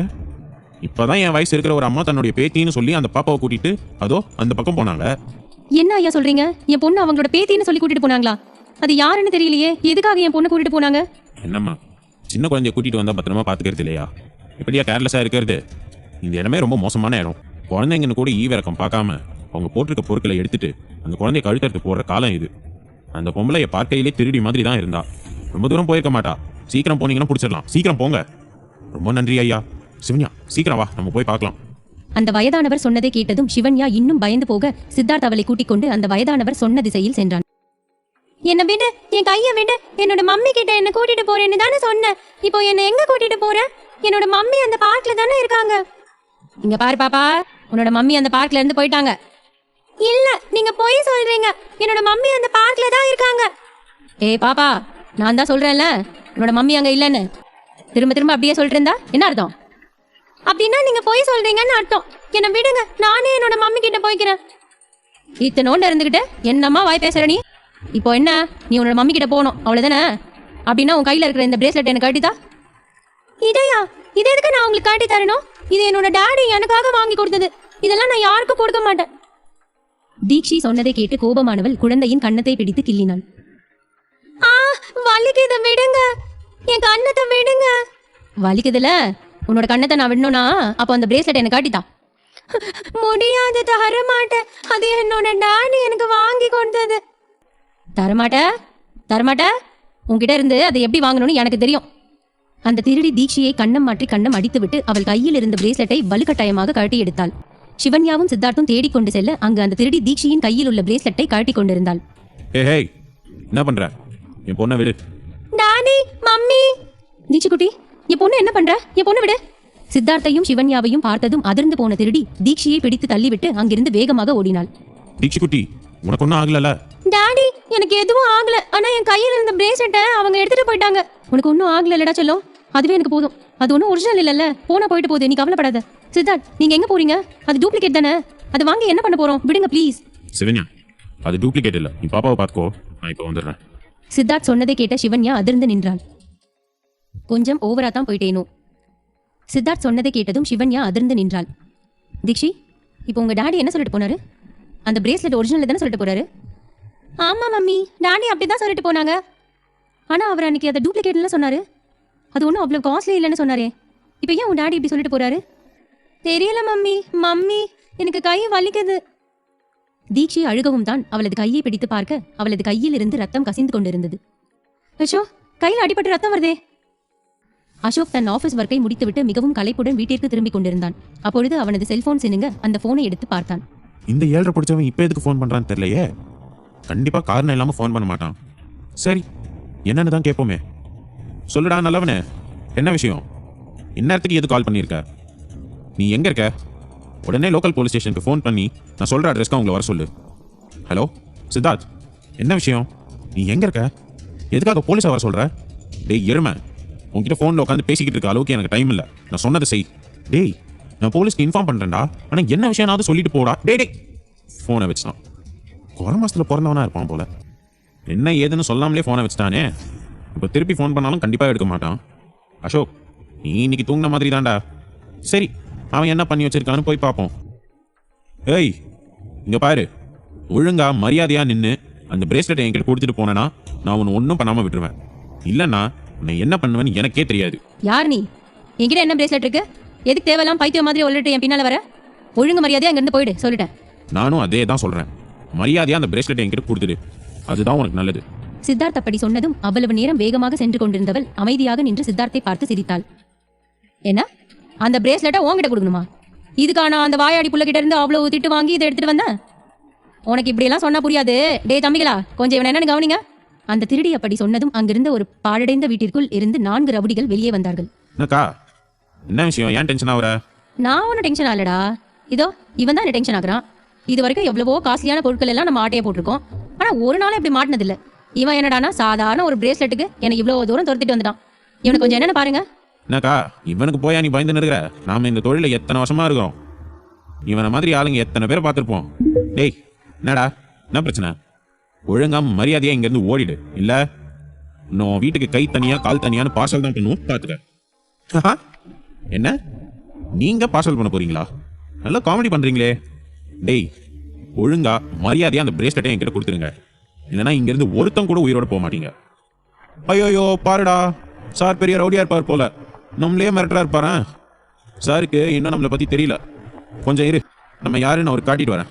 அந்த ரவுடி பேசிக்கொண்டே ஒரு அடி முன்னால் எடுத்து வைக்க அவனது கன்னத்தில் ஓங்கி அறைந்தான் சித்தார்த். அவன் அறைந்த அறையில் அந்த ரவுடி தலை சுற்றி அப்படியே கீழே விழுந்தான். எனக்கு பாடம் சொல்லி கொடுக்குறீங்களா? வாங்க, யார் யாருக்கு பாடம் சொல்லி கொடுக்குறாங்கன்னு பார்ப்போம். சித்தார்த் அவர்களிடம் பேசிக்கொண்டே தனது சட்டை காலரை மேலே இழுத்துவிட அப்பொழுது அங்கே ஒரு போலீஸ் ஜீப் வந்து நின்றது. டேய், என்னடா போலீஸ் எல்லாம் வந்திருக்காங்க? எதுக்கடா இப்போ பயப்படுற? நாம பார்க்காத போலீஸா? அதெல்லாம் ஒன்றும் இல்லை, ஒரு பார்த்துக்கலாம். அந்த ரவுடிகள் இருவரும் பேசிக் கொண்டிருக்கும் போதே சித்தார்த் அவர்கள் அருகில் சென்று அவர்களை அடிக்க ஆரம்பித்தான். ஸ்டாப் இட், எல்லாரும் நிறுத்துங்க. இங்க என்ன நடக்குது? ஹலோ மிஸ்டர், அவங்க என்ன பண்ணிட்டு இருக்கீங்க? போலீஸ் முன்னாலே இன்னொருத்தனை அடிக்கிறீங்களா? பாருங்க சார், உங்க முன்னாலேயே எங்களை எப்படி அடிக்க வராருன்னு. சார், நாங்கள் அப்பாவி சார், எங்களுக்கு எதுவும் தெரியாது. இவன் தான் ஏன்னே தெரியாம எங்களை போட்டு அடிக்கிறான். டேய், என்னடா உன் மனசுல பெரிய இவன் நினைப்பா? நாங்க இருக்கும்போதே கை நீட்டுற? போலீஸ்காரர் பேசிக்கொண்டே சித்தார்த்தை அடிப்பதற்கு கையை ஓங்க அப்பொழுது சித்தார்த் அவன் கையில் வைத்திருந்த ஒரு ஐடி கார்டை எடுத்து அவரிடம் நீட்டினான். Sorry sir. கார்டை பார்த்த போலீஸ்காரர்கள் உடல் வேர்க்க விறுவிறுக்க கண்ணில் கலவரத்துடன் சித்தார்த்தை பார்த்து சல்யூட் அடித்தார்கள். சாரி சொல்றதுனால ஒன்றும் ஆயிருப்பது இல்லை. நீங்க இருக்கிற தைரியத்தினால தானே மக்கள் வெளியில சுதந்திரமா நடமாடுறாங்க. ஆனா நீங்க மக்களை பாதுகாக்காம என்ன பண்ணிட்டு இருக்கீங்க? சார் சார் ப்ளீஸ் சார், நீங்க மேல இடத்துல இதை பத்தி எதுவும் சொல்லிடாதீங்க. இது வரைக்கும் இங்க எந்த பிரச்சனையும் நடந்ததே இல்லை. இன்னைக்கு தான் ஏதோ இப்படி நடந்திருக்கு. நெக்ஸ்ட் டைம் இந்த மாதிரி எதுவும் நடக்காம நாங்கள் பார்த்துக்குறோம். நீங்கள் பிரச்சனையை பெருசாக்காம விட்டுருங்க சார் ப்ளீஸ். நான் இப்போ தான் விசாரிச்சுட்டு வரேன். இந்த இடத்துல அடிக்கடி நிறைய திருட்டு நடக்குதான். இங்கே இருக்கிற யாருக்கும் பாதுகாப்பு இல்லையா? 8 மணிக்கு மேலே வெளியில் வரதுக்கே எல்லாரும் பயப்படுறாங்களாம். கவர்மெண்ட் உங்களுக்கு கொடுக்கறத விட அவனுங்க உங்களுக்கு அதிகமாக கொடுக்குறானுங்களா என்ன? ஐயோ, அப்படியெல்லாம் எதுவும் இல்லை சார். அவங்களுக்கும் எங்களுக்கும் எந்த சம்மந்தமும் இல்லை. நான் இப்போவே அவனுங்களை பிடிச்சி லாடம் கட்டுறேன். டேய், சார் கிட்ட இருந்து என்னடா எடுத்தீங்க? ஒழுங்கா மரியாதையா அதை சார் கிட்ட கொடுங்க. இவர்கள் பேசிக் கொண்டிருக்கும் பொழுதே அசோக் அங்கே வந்து சேர்ந்தான். என்னடா மச்சான், என்னாச்சு? எதுக்காக போலீஸ் வர சொன்ன? அது ஒன்றும் இல்லைடா, நாங்கள் பார்க்கில் இருந்தோம். அப்போ ஒரு வயசான லேடி நம்ம பாப்பாவை கூட்டிகிட்டு போய் அவள் கையில் இந்த பிரேஸ்லெட்டை கழட்டி வாங்கிட்டாங்க. இப்போ கேட்டால் அவங்க எடுக்கலன்னு சொல்கிறாங்க. பாப்பா கையில் இந்த பிரேஸ்லெட்டை கழட்டிட்டாங்களா? யாரா அது? எவ்வளோ தைரியம் தான் நம்ம பாப்பா கையில் உள்ள பிரேஸ்லெட்டை கழட்டியிருப்பாங்க? டேய், எவன்டா அது? தைரியம் இருந்தால் என் முன்னால் வாடா. டேய், ஓவரா சீன் போடாத. எல்லாரும் தைரியமாக முன்னால் தான் நின்றுட்டு இருக்காங்க. அதனால உன்னோட ஆக்டிங் கொஞ்சம் கம்மி பண்ணு. ஓவரா தான் போயிட்டனோ? நான் லூசு பயலா. கொஞ்சம் ஓவரா தான் போயிட்டனோ? கொஞ்சம் இல்லை, ரொம்பவே ஓவரா போயிட்டேன். எமோஷனல் ஆயிட்டேன். அவர்கள் இருவரும் பேசிக் கொண்டிருக்கும் பொழுதே போலீஸ்காரர்கள் இருவர் அந்த திருடியை சித்தார்த் முன்பு அழைத்து வந்தார்கள். சார், நீங்க தேடிட்டு இருந்த பிரேஸ்லெட் இதுதானான்னு பாருங்க. சித்தார்த் வேகமாக போலீசாரிடம் இருந்த அந்த பிரேஸ்லெட்டை வாங்கி பத்திரமாக தனது பாக்கெட்டிற்குள் வைத்தான். அதை பார்த்த திருடி சத்தமாக சிரித்தாள். இது வரைக்கும் நான் எத்தனையோ பொருட்களை திருடி இருக்கேன். அப்பெல்லாம் நான் போலீஸ் கிட்ட மாட்டினதில்ல. கேவலம் ஒரு 5000 பெறாத இதை திருடி இப்படி மாட்டிக்கிட்டேன்னு நினைச்சாதான் எனக்கே வெக்கமா இருக்கு. இது 5000 பெறாதா? ஏய் ஓல்ட் லேடி, இதோட வேல்யூ தெரிஞ்சதுன்னா நீ இங்கே அதிர்ச்சியில் செத்துருவ. அப்புறம் உனக்கு இங்கே சங்கூத வேண்டியதுதான். அசோக், அமைதியா இரு. இங்க பாருங்க, அது 5000 இருக்கட்டும் இல்ல 50 லட்சமா இருக்கட்டும், உங்களுக்கு வேணா அது சாதாரண பொருளா இருக்கலாம். ஆனா அது என் பொண்ணு மேல நான் வச்சிருக்க அன்பு. சார், இந்த மாதிரி ஆளுங்கிட்ட எல்லாம் சென்டிமெண்ட் பத்தி பேசுறது வேஸ்ட். நீங்க விடுங்க சார், நான் பாத்துக்கிறேன். இதுங்களெல்லாம் லாக்அப்ல போட்டு கொடுக்க வேண்டிய ட்ரீட்மெண்ட் கொடுத்தாதான் திருந்துங்க. இவங்க ஒரு ஆளை பிடிச்சதுனால இந்த ஏரியா சேஃப் ஆயிடுச்சுன்னு சொல்ல முடியாது. ஸோ ப்ளீஸ் கவனமா இருங்க. இதே என் குழந்தைக்கு ஏதாவது ஆயிருந்தா என்ன பண்றது? என் நேம்ல கூட என்னால் எந்த கேஸும் ஃபைல் பண்ண முடியாது. கம்ப்ளைண்ட் எதுவும் தேவைப்பட்டா இதோ இவனோட பேரில் கம்ப்ளைண்ட் கொடுக்குறேன். No need sir. நாங்கள் ரவுண்ட்ஸ் வரும்போது நேரடியாகவே இவங்களை பார்த்து பிடிச்சதை கேஸ் ஃபைல் பண்ணிக்கிறோம். நீங்கள் உங்கள் ஃபேமிலியை கூட்டிகிட்டு கிளம்புங்க சார். சார், அப்புறம் இன்னொரு விஷயம், இது உங்ககிட்ட சொல்லலாமான்னு தெரியல. நீங்கள் எவ்வளோ பெரிய ஆஃபீஸர், நீங்கள் எதுக்காக இந்த மாதிரி ஏரியாவில் இருக்கீங்கன்னு தெரியல. நான் ப்ளீஸ் சார், இந்த இடத்த விட்டுட்டு கொஞ்சம் டீசெண்டான ஏரியாவாக பார்த்து போயிடுங்க. நாங்கள் கண்டிப்பாக இங்கே உள்ள உங்களுக்கு பாதுகாப்பு கொடுப்போம். உங்களை மாதிரி ஆளுங்க கொஞ்சம் ஹை சொசைட்டியில் இருக்கிறது பெட்டர். ஏன்னா அங்கே செக்யூரிட்டி எப்போவுமே டைட்டாக இருக்கும். குழந்தைங்களும் ஃபேமிலியும் சேஃபாக இருப்பாங்க. ஹை சொசைட்டியில் இருக்கிறவங்களுக்கு ஒரு மாதிரியும் சாதாரண வாழ்க்கையை வாழ்கிறவங்களுக்கு ஒரு மாதிரியும் மரியாதை கிடைக்கக்கூடாது. நம்ம நாட்டில் எல்லாருக்கும் ஒரே மாதிரியான பாதுகாப்பும் உரிமையும் எல்லாருக்கும் கிடைக்கணும். அது என்னைக்கும் மறந்துடாதீங்க. சாரி சார், நான் தப்பாக சொல்லியிருந்தேன், என்னை மன்னிச்சிடுங்க. நீங்கள் என்னோட நல்லதுக்கு தான் சொன்னீங்க. இருந்தாலும் நான் எல்லாரும் ஒரே மாதிரியான பாதுகாப்பு கிடைக்கணும்னு ஆசைப்பட்றேன். அவ்வளோதான். நீங்கள் சொன்னது சிந்திக்கக்கூடியது தான். சரி, நான் பார்த்துக்கிறேன், நீங்கள் கிளம்புங்க.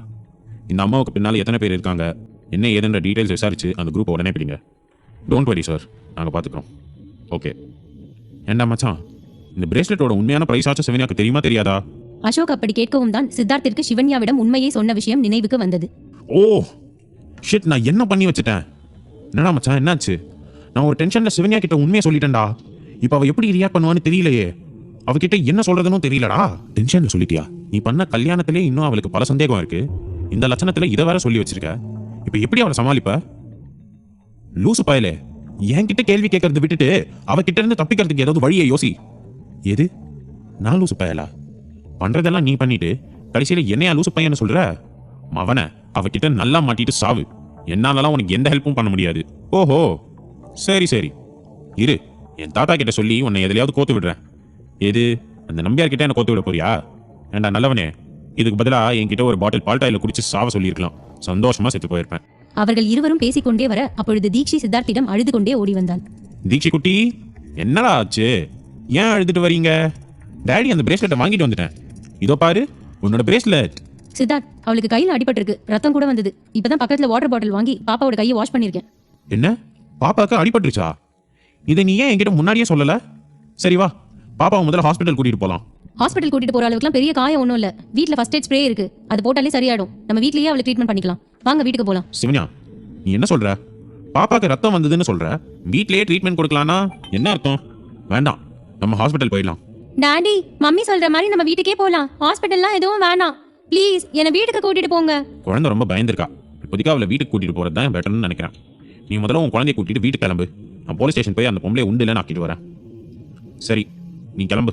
அப்புறம் அசோக், ஒரு முக்கியமான விஷயம், சிட்டியில் மெயின் ஏரியாவில் ஒரு நல்ல அப்பார்ட்மெண்ட்டாக பார்த்துட்டு என்கிட்ட சொல்லு. சரி பாய், நான் கிளம்புறேன். ஓகேடா, நான் பார்த்துக்கிறேன், நீ இப்போ கிளம்பு. அப்பார்ட்மெண்ட்டா? சித்தார்த், யாருக்கு அப்பார்ட்மெண்ட்? நமக்கு தான் சிவன்யா. நம்ம இனிமேல் இந்த ஏரியாவில் இருக்க வேண்டாம். என் பொண்ணு ரொம்ப பயந்து போயிருக்கா. இந்த மாதிரி ஒரு என்வாயன்மெண்ட்டில் என் பொண்ணு வளர வேணாம்னு நினைக்கிறேன். அவளுக்கு நான் ஒரு நல்ல அட்மாஸ்பியரை கொடுக்கணும்னு ஆசைப்படுறேன். இன்னைக்கு நடந்த இன்சிடென்ட் வச்சு நீங்க இந்த முடிவுக்கு வரலையே? இல்லை சிவன்யா, எனக்குள்ள ரொம்ப நாளாகவே இந்த எண்ணம் இருந்துட்டு தான் இருந்துச்சு. ஆனால் அது எப்படி உங்ககிட்ட ஆரம்பிக்குதுன்னு தெரியாம தான் இருந்தேன். இன்னைக்கு நடந்த இன்சிடென்ட்க்கு அப்புறம் இனிமேல் என் பொண்ணு இந்த ஏரியாவில் இருக்கவே கூடாதுன்னு நான் முடிவு பண்ணிட்டேன். ஆனா சித்தார்த், மெயின் ஏரியால அப்பார்ட்மெண்ட் எவ்வளவு விலைக்கு போகும்னு தெரியுமா? அங்கெல்லாம் நம்மளால எப்படி வீடு வாங்க முடியும்? நீங்க சொல்றது சரிதான், இந்த ஏரியா கொஞ்சம் மோசமானது தான். அது எனக்கு முன்னாடியே தெரியும். நாங்களே வேற வழி இல்லாம தான் இங்க இருந்தோம். ஆனா இதுக்காக பெரிய பெரிய பணக்காரங்க வாழற மாதிரி ஏரியாவுக்கு போகணும்னு எந்த அவசியமும் இல்ல.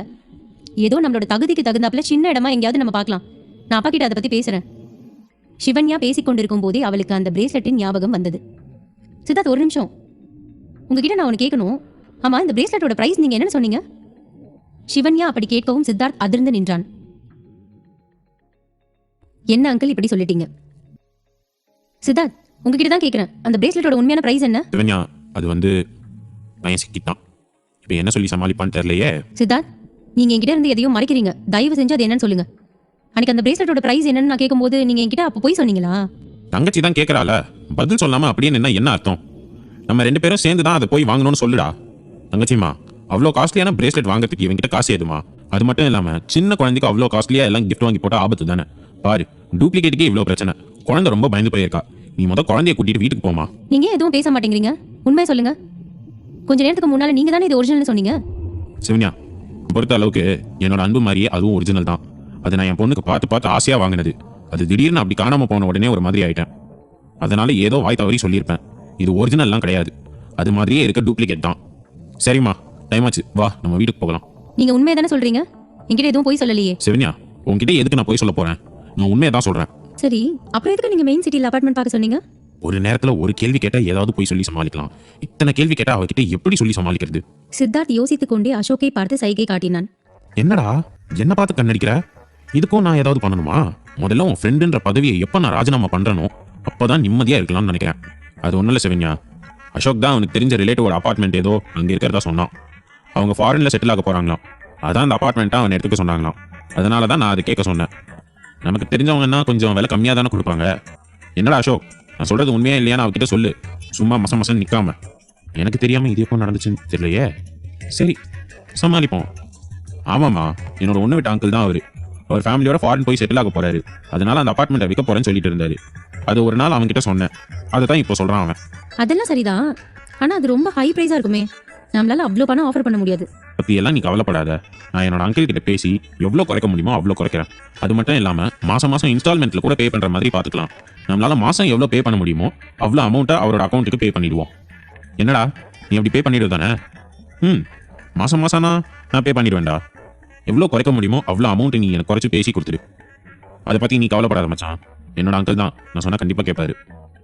சரி, உடனே நீ உன்னோட அங்கிள் கிட்ட பேசிட்டு என்கிட்ட சொல்லு. வீட்டுக்கு கிளம்புறோம். சிவன்யா, வீட்டுக்கு போகலாமா? அசோக்கிடம் பேசிவிட்டு சித்தார்த் சிவன்யாவை கூட்டிக் கொண்டு வீட்டிற்கு சென்றான். என்னம்மா, ஏன் வர்றதுக்கு இவ்வளோ நேரம்? நான் ஃபோன் பண்ணேன், ஃபோனை கூட நீங்கள் எடுக்கல. எதுவும் பிரச்சனை இல்லையே? அப்பா, அங்க ஒரு பெரிய பிரச்சனை ஆயிடுச்சுப்பா. பிரச்சனையா? என்னடி பிரச்சனை? என்னாச்சு? வாசுகி பதற்றத்துடன் கேட்டதும் சிவன்யா அங்கு நடந்த அனைத்தையும் சொல்லி முடித்தாள். இதுக்கு தான் நான் அப்பவே சொன்னேன், சீக்கிரம் வந்துடுங்கன்னு. யாராவது என் பேச்சு கேட்டீங்களா? அந்த ஏரியால எவ்வளோ பேரோட நகை காணாம போயிருக்கு தெரியுமா? சரி, தீக்ஷிக்கு ஒன்றும் ஆகல, அவன் நல்லா தானே இருக்கா? இல்லம்மா, லைட்டா கையில தான் காயம். நல்ல வேலை பெருசா எதுவும் அடிபடல. ஏரியால போலீஸ் என்னதான் பண்ணுதோ தெரியல. ஏதாவது பெரிய சம்பவம் நடந்தா மட்டும்தான் இதெல்லாம் மீடியாக்காரங்க கண்ணுக்கு படும். அது வரைக்கும் யாரும் இதை கண்டுக்க மாட்டாங்க. சரிம்மா, நீ முதல்ல குழந்தைய உள்ள கொண்டு போய் தூங்க போடு போ. சரிப்பா. அங்கிள், அப்புறம் இன்னொரு விஷயம், இந்த ஏரியா அந்த அளவுக்கு சேஃப்டியா இல்ல. அதனால நான் மெயின் சிட்டில ஒரு அபார்ட்மெண்ட் பார்க்க சொல்லியிருக்கேன். நெக்ஸ்ட் வீக் உள்ள நம்ம அங்கே ஷிஃப்ட் ஆகிற மாதிரி இருக்கும். எல்லாரும் ரெடியா இருங்க. என்ன மாப்பிள்ள சொல்றீங்க? மெயின் சிட்டிலையா? ஆனா அதெல்லாம் ஹை சொசைட்டி பீப்புள் வாழ்ற இடமாச்சு. அங்க நம்மளால எப்படி போக முடியும்? அங்கிள், என்னோட ஃப்ரெண்டை வச்சு கேட்டிருக்கேன். நமக்கு அஃபோர்டபுளான ப்ரைஸ்க்கு தான் அந்த வீடு கிடைச்சிருக்கு. ஸோ நீங்கள் எதை பற்றியும் யோசிக்காதீங்க. எனக்கு தெரியும் நீங்கள் சிவன்யா மேலேயும் குழந்தை மேலேயும் ரொம்ப பாசம் வச்சிருக்கீங்கன்னு. அதுக்காக எல்லா சுமையும் உங்கள் தலையில் போட்டுக்காதீங்க மாப்பிள்ள. நான் வேணா நமக்கு தகுந்த மாதிரி வேற எங்கேயாவது வீடு இருக்கான்னு தெரிஞ்சவங்க கிட்ட சொல்லி கேட்க சொல்கிறேன். அப்படியெல்லாம் எதுவும் இல்லை அங்கிள். இதில் எனக்கு எந்த சுமையும் கிடையாது. மாப்பிள்ள, நீங்கள் அபார்ட்மெண்ட் பார்க்குறதெல்லாம் ஓகே தான். அங்கே நீங்கள் சிவன்யாவையும் குழந்தையும் மட்டும் கூட்டிகிட்டு போங்க. நாங்கள் எதுக்கு அங்கே? வயசான காலத்தில் நாங்கள் இங்கேயே இருந்துக்கிறோம். என்ன ஆண்டி சொல்கிறீங்க? இத்தனை வருஷம் உங்கள் பொண்ணை நீங்கள் தான் பத்திரமா பார்த்துக்கிட்டீங்க. இனி உங்கள் பொண்ணு உங்களை பத்திரமா பார்த்துக்க வேண்டாமா? நம்ம எல்லாரும் ஒரே குடும்பம். அதனால நம்ம எல்லாரும் ஒரே வீட்டில் ஒன்றா தான் வாழணும். அது மட்டும் இல்லை, சிவன்யா எப்படியும் அந்த ப்ராஜெக்ட் விஷயமா பிஸியாக இருப்பா. பாப்பாவை நீங்களும் அங்கிளும் தான் பார்த்துக்கணும். அதனால நீங்களும் கண்டிப்பாக எங்கள் கூட தான் இருக்கணும். பாப்பாவை வேணும்னா நாங்கள் பார்த்துக்குறோம். நீங்கள் சிவன்யாவை மட்டும் வேணா கூட்டிகிட்டு போகிறீங்களா? புதுசாக கல்யாணம் ஆனவங்க நீங்கள் கொஞ்ச நாளைக்கு தனியாக இருங்க. அப்புறம் பாப்பாவை நாங்கள் அங்கே கூட்டிகிட்டு வரோம். என்ன அங்கிள் இப்படி சொல்லிட்டீங்க? என்னால் தீக்ஷியை விட்டுட்டு இருக்க முடியும்னு நினைக்கிறீங்களா? தீக்ஷி என்னோட பொண்ணு. நான் அவளை எங்கேயும் விட மாட்டேன், என் கூட தான் வச்சுப்பேன். இன்னொரு முறை இந்த மாதிரி சொல்லாதீங்க. நம்ம எல்லாரும் ஒரே குடும்பம், ஒன்னாதான் வாழணும். ஆண்டி, நம்ம எல்லாரும் கிளம்புறதுக்கான ஏற்பாடு பண்ணுங்க. சித்தார்த் பேசிவிட்டு அதற்கு மேல் அவர்களிடம் எந்த பதிலும் எதிர்பார்க்காமல் சிவன்யாவின் அறைக்குள் சென்றான். சித்தார்த் சொல்லியது போலவே அடுத்த 3 தினங்களில் அசோக் சிட்டியின் மெயின் ஏரியாவில் சித்தார்த்திற்காக ஒரு நல்ல அபார்ட்மெண்ட்டை வாங்கியிருந்தான். அனைவரும் புது வீட்டிற்கு ஷிஃப்ட் ஆகி இருந்தார்கள். மாப்பிள, நிஜமாவே நீங்க சொன்ன விலை தான் இந்த வீடா? ஏன்னா சிட்டில இந்த விலைக்கெல்லாம் இப்படி ஒரு வீடு வாங்கவே முடியாது. அதான் கேட்டேன். வீடும் கட்டி இப்பதான் 6 மாசம் இருக்கும் போல. எதுக்காக இந்த விலைக்கு இந்த வீட்டை கொடுத்தாங்கன்னு உங்களுக்கு தெரியுமா? நான் தான் ஏற்கனவே சொன்னேனே, இது என் ஃப்ரெண்டோட அங்கிள் வீடு. அவங்க ஃபாரின்ல செட்டில் ஆக போறதுனால இந்த வீட்டை கொடுத்துட்டாங்க. அது மட்டும் இல்லாம அவங்களுக்கு பணம் ஒன்றும் அவ்வளோ பெரிய விஷயம் கிடையாது. தெரிஞ்சவங்கன்றதால நம்ம கேட்ட விலைக்கே கொடுத்துட்டாங்க. இந்த வீட்டில் முன்னாடி மாதிரி நம்ம எல்லா இடத்துக்கும் அலையணும்னு எந்த அவசியமும் இல்லை அங்கிள். இங்கே எல்லா ஃபெசிலிட்டிஸும் உள்ளே இருக்கு. இங்கே லைப்ரரி இருக்கு, பார்க் இருக்கு, அப்புறம் உங்களை மாதிரி ஆளுங்களுக்கெல்லாம் கிளப்பும் இருக்கு. போர் அடிச்சா அங்கே போய் நீங்கள் விளையாடலாம். இந்த மாதிரி நிறைய ஃபெசிலிட்டி இருக்கு. நீங்கள் சொல்றதெல்லாம் கேட்கும்போது எனக்கு நம்பணும்னு தான் தோணுது. ஆனால் இங்கே இருக்கிற ஃபெசிலிட்டி, இவ்வளோ பெரிய வீடு, இதெல்லாம் பார்த்தா என்னால் இதெல்லாம் உண்மைன்னு நம்பவே முடியல மாப்பிள்ள. ஏங்க, இதெல்லாம் பார்த்தோம் இன்னும் நம்ப முடியலன்னு சொல்லிருக்கீங்க. அதான் மாப்பிள்ள சொல்றாருல, அவர் சொன்னா எல்லாம் உண்மையா தான் இருக்கும். நீங்களும் எப்ப பார்த்தாலும் அங்க போர் அடிக்குதுன்னு சொல்லிட்டு இருந்தீங்கல்ல, இனி உங்களுக்கு என்ன பிடிச்சிருக்கோ அதை தாராளமா செய்யலாம். சும்மா அவரை கேள்வி கேட்டுட்டு இருக்காம உங்களோட திங்ஸ் எல்லாம் ரூம்ல வந்து எடுத்து வைங்க. வாங்க டாடி, அதோ அங்க ஸ்விம்மிங் பூல் கூட இருக்கு. நான் அந்த ஸ்விம்மிங் பூல்ல குளிக்கலாமா டாடி? தீக்ஷி குட்டி, அந்த ஸ்விம்மிங் பூல்ல நீங்க தாராளமா குளிக்கலாம். அங்க தெரியுது பாருங்க பார்க்.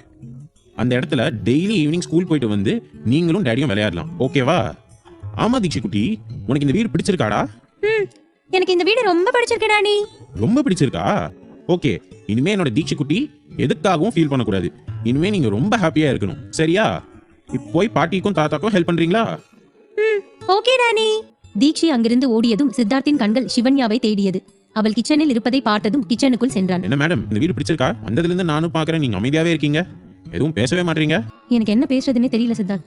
ஏதோ சொந்தக்காரங்கன்னு சொல்றீங்க, வீடு கம்மியான விலைக்கு கொடுத்தாங்கன்னு சொல்றீங்க. அதெல்லாம் ஓகே தான்.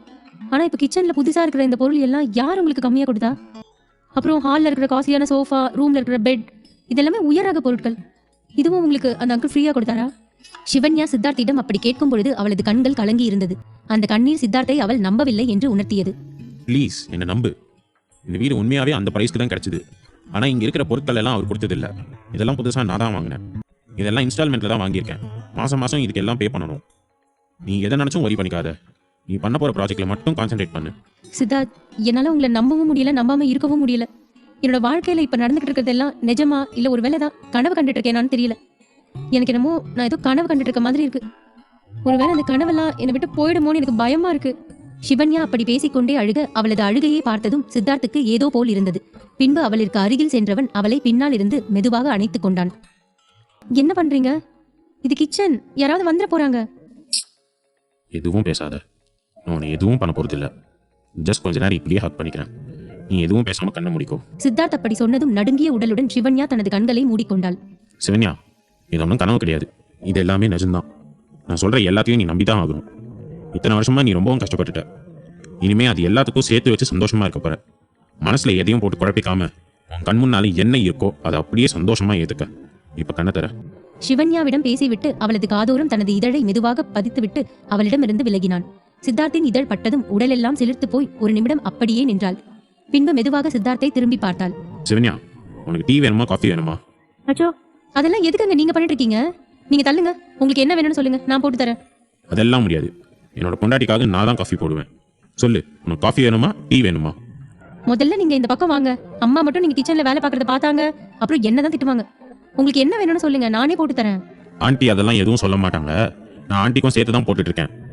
நீ சொல்லு, உனக்கு என்ன வேணும்? நான் சொன்னாலும் நீங்க கேட்க போறது இல்ல. எல்லாமே உங்களோட பிடிவாதம் தான்.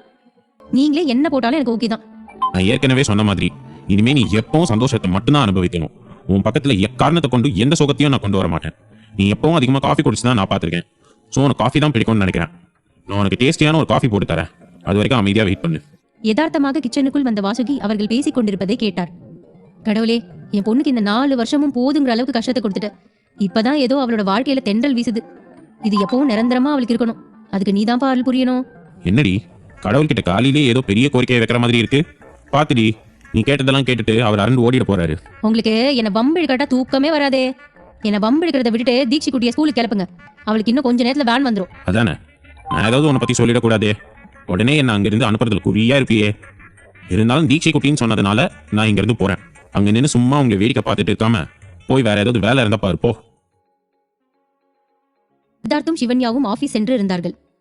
தாத்தா, என்னோட ஃபுல் எஃபோர்ட்டை போட்டு இந்த ப்ராஜெக்ட் நான் சக்ஸஸ்ஃபுல்லா கம்ப்ளீட் பண்ணணும்னு நினைக்கிறேன். ப்ளீஸ், அதுக்கு நீங்க எல்லாம் கோஆபரேட் பண்ணுவீங்கன்னு நம்புறேன். எனக்காக இல்லாட்டாலும் இந்த ப்ராஜெக்ட் சக்ஸஸ்ஃபுல்லாக முடிஞ்சா அது உங்களுக்கு பெருமை தான். அட்லீஸ்ட் உங்கள் கம்பெனிக்காவது நீங்கள் எனக்கு சப்போர்ட் பண்ணுவீங்கன்னு தான் முழுசாக நம்புறேன். சிவன்யா மிகவும் தெளிவாகவும் அதே நேரத்தில் அறிவாகவும் காசிநாதனிடம் பேசினாள். அதை கேட்டவரோ அவளை ஆச்சரியத்துடன் பார்த்தார். ஏய் என்னடி பெரிய இவ மாதிரி பேசிட்டு இருக்க? இப்போ சொல்கிறேன், உனக்கு இந்த ப்ராஜெக்ட் பண்ணுறதுக்கு எந்த தகுதியும் கிடையாது. இந்த ப்ராஜெக்ட் எங்ககிட்ட கொடுத்துட்டு நீ ஒதுங்கி நில்லு. இங்கே பாருங்கக்கா, இந்த ப்ராஜெக்ட் என்னோட திறமைக்கு கிடைச்சது. எனக்கு கிடைச்ச கடைசி வாய்ப்பு இதுதான் நான் நினைக்கிறேன். இதை சக்ஸஸ்ஃபுல்லாக நான் முடிச்சா மட்டும்தான் இந்த உலகத்துக்கு நான் யாருன்னு என்னால் ப்ரூவ் பண்ண முடியும். அதனால நீங்கள் யார் என்ன சொன்னாலும் இந்த ப்ராஜெக்ட் நான் விட்டு கொடுக்க மாட்டேன். ஸோ ப்ளீஸ் என் மேலே நம்பிக்கை வைங்க. எனக்காக ஒரு மீட்டிங் அரேஞ்ச் பண்ணுங்க. காசிநாதன் ஏற்கனவே தனது பேத்தி சொந்தமாக அபார்ட்மெண்ட் வாங்கிவிட்டாள் என்பதை கேட்டு மிகவும் சந்தோஷமாக இருந்தார். இப்பொழுது அவள் இவ்வளவு தெளிவாக பேசுவதை பார்த்ததும் இன்னும் சந்தோஷப்பட்டார். இங்க பாரு சிவன்யா, இப்பதான் முதல் முறையா நான் உன்னை நம்புறேன். இந்த ப்ராஜெக்டை நீ ஒழுங்கா பண்ணுவேன்னு நினைக்கிறேன். அதுக்காக நான் இப்பவே மீட்டிங் அரேஞ்ச் பண்றேன். All the best.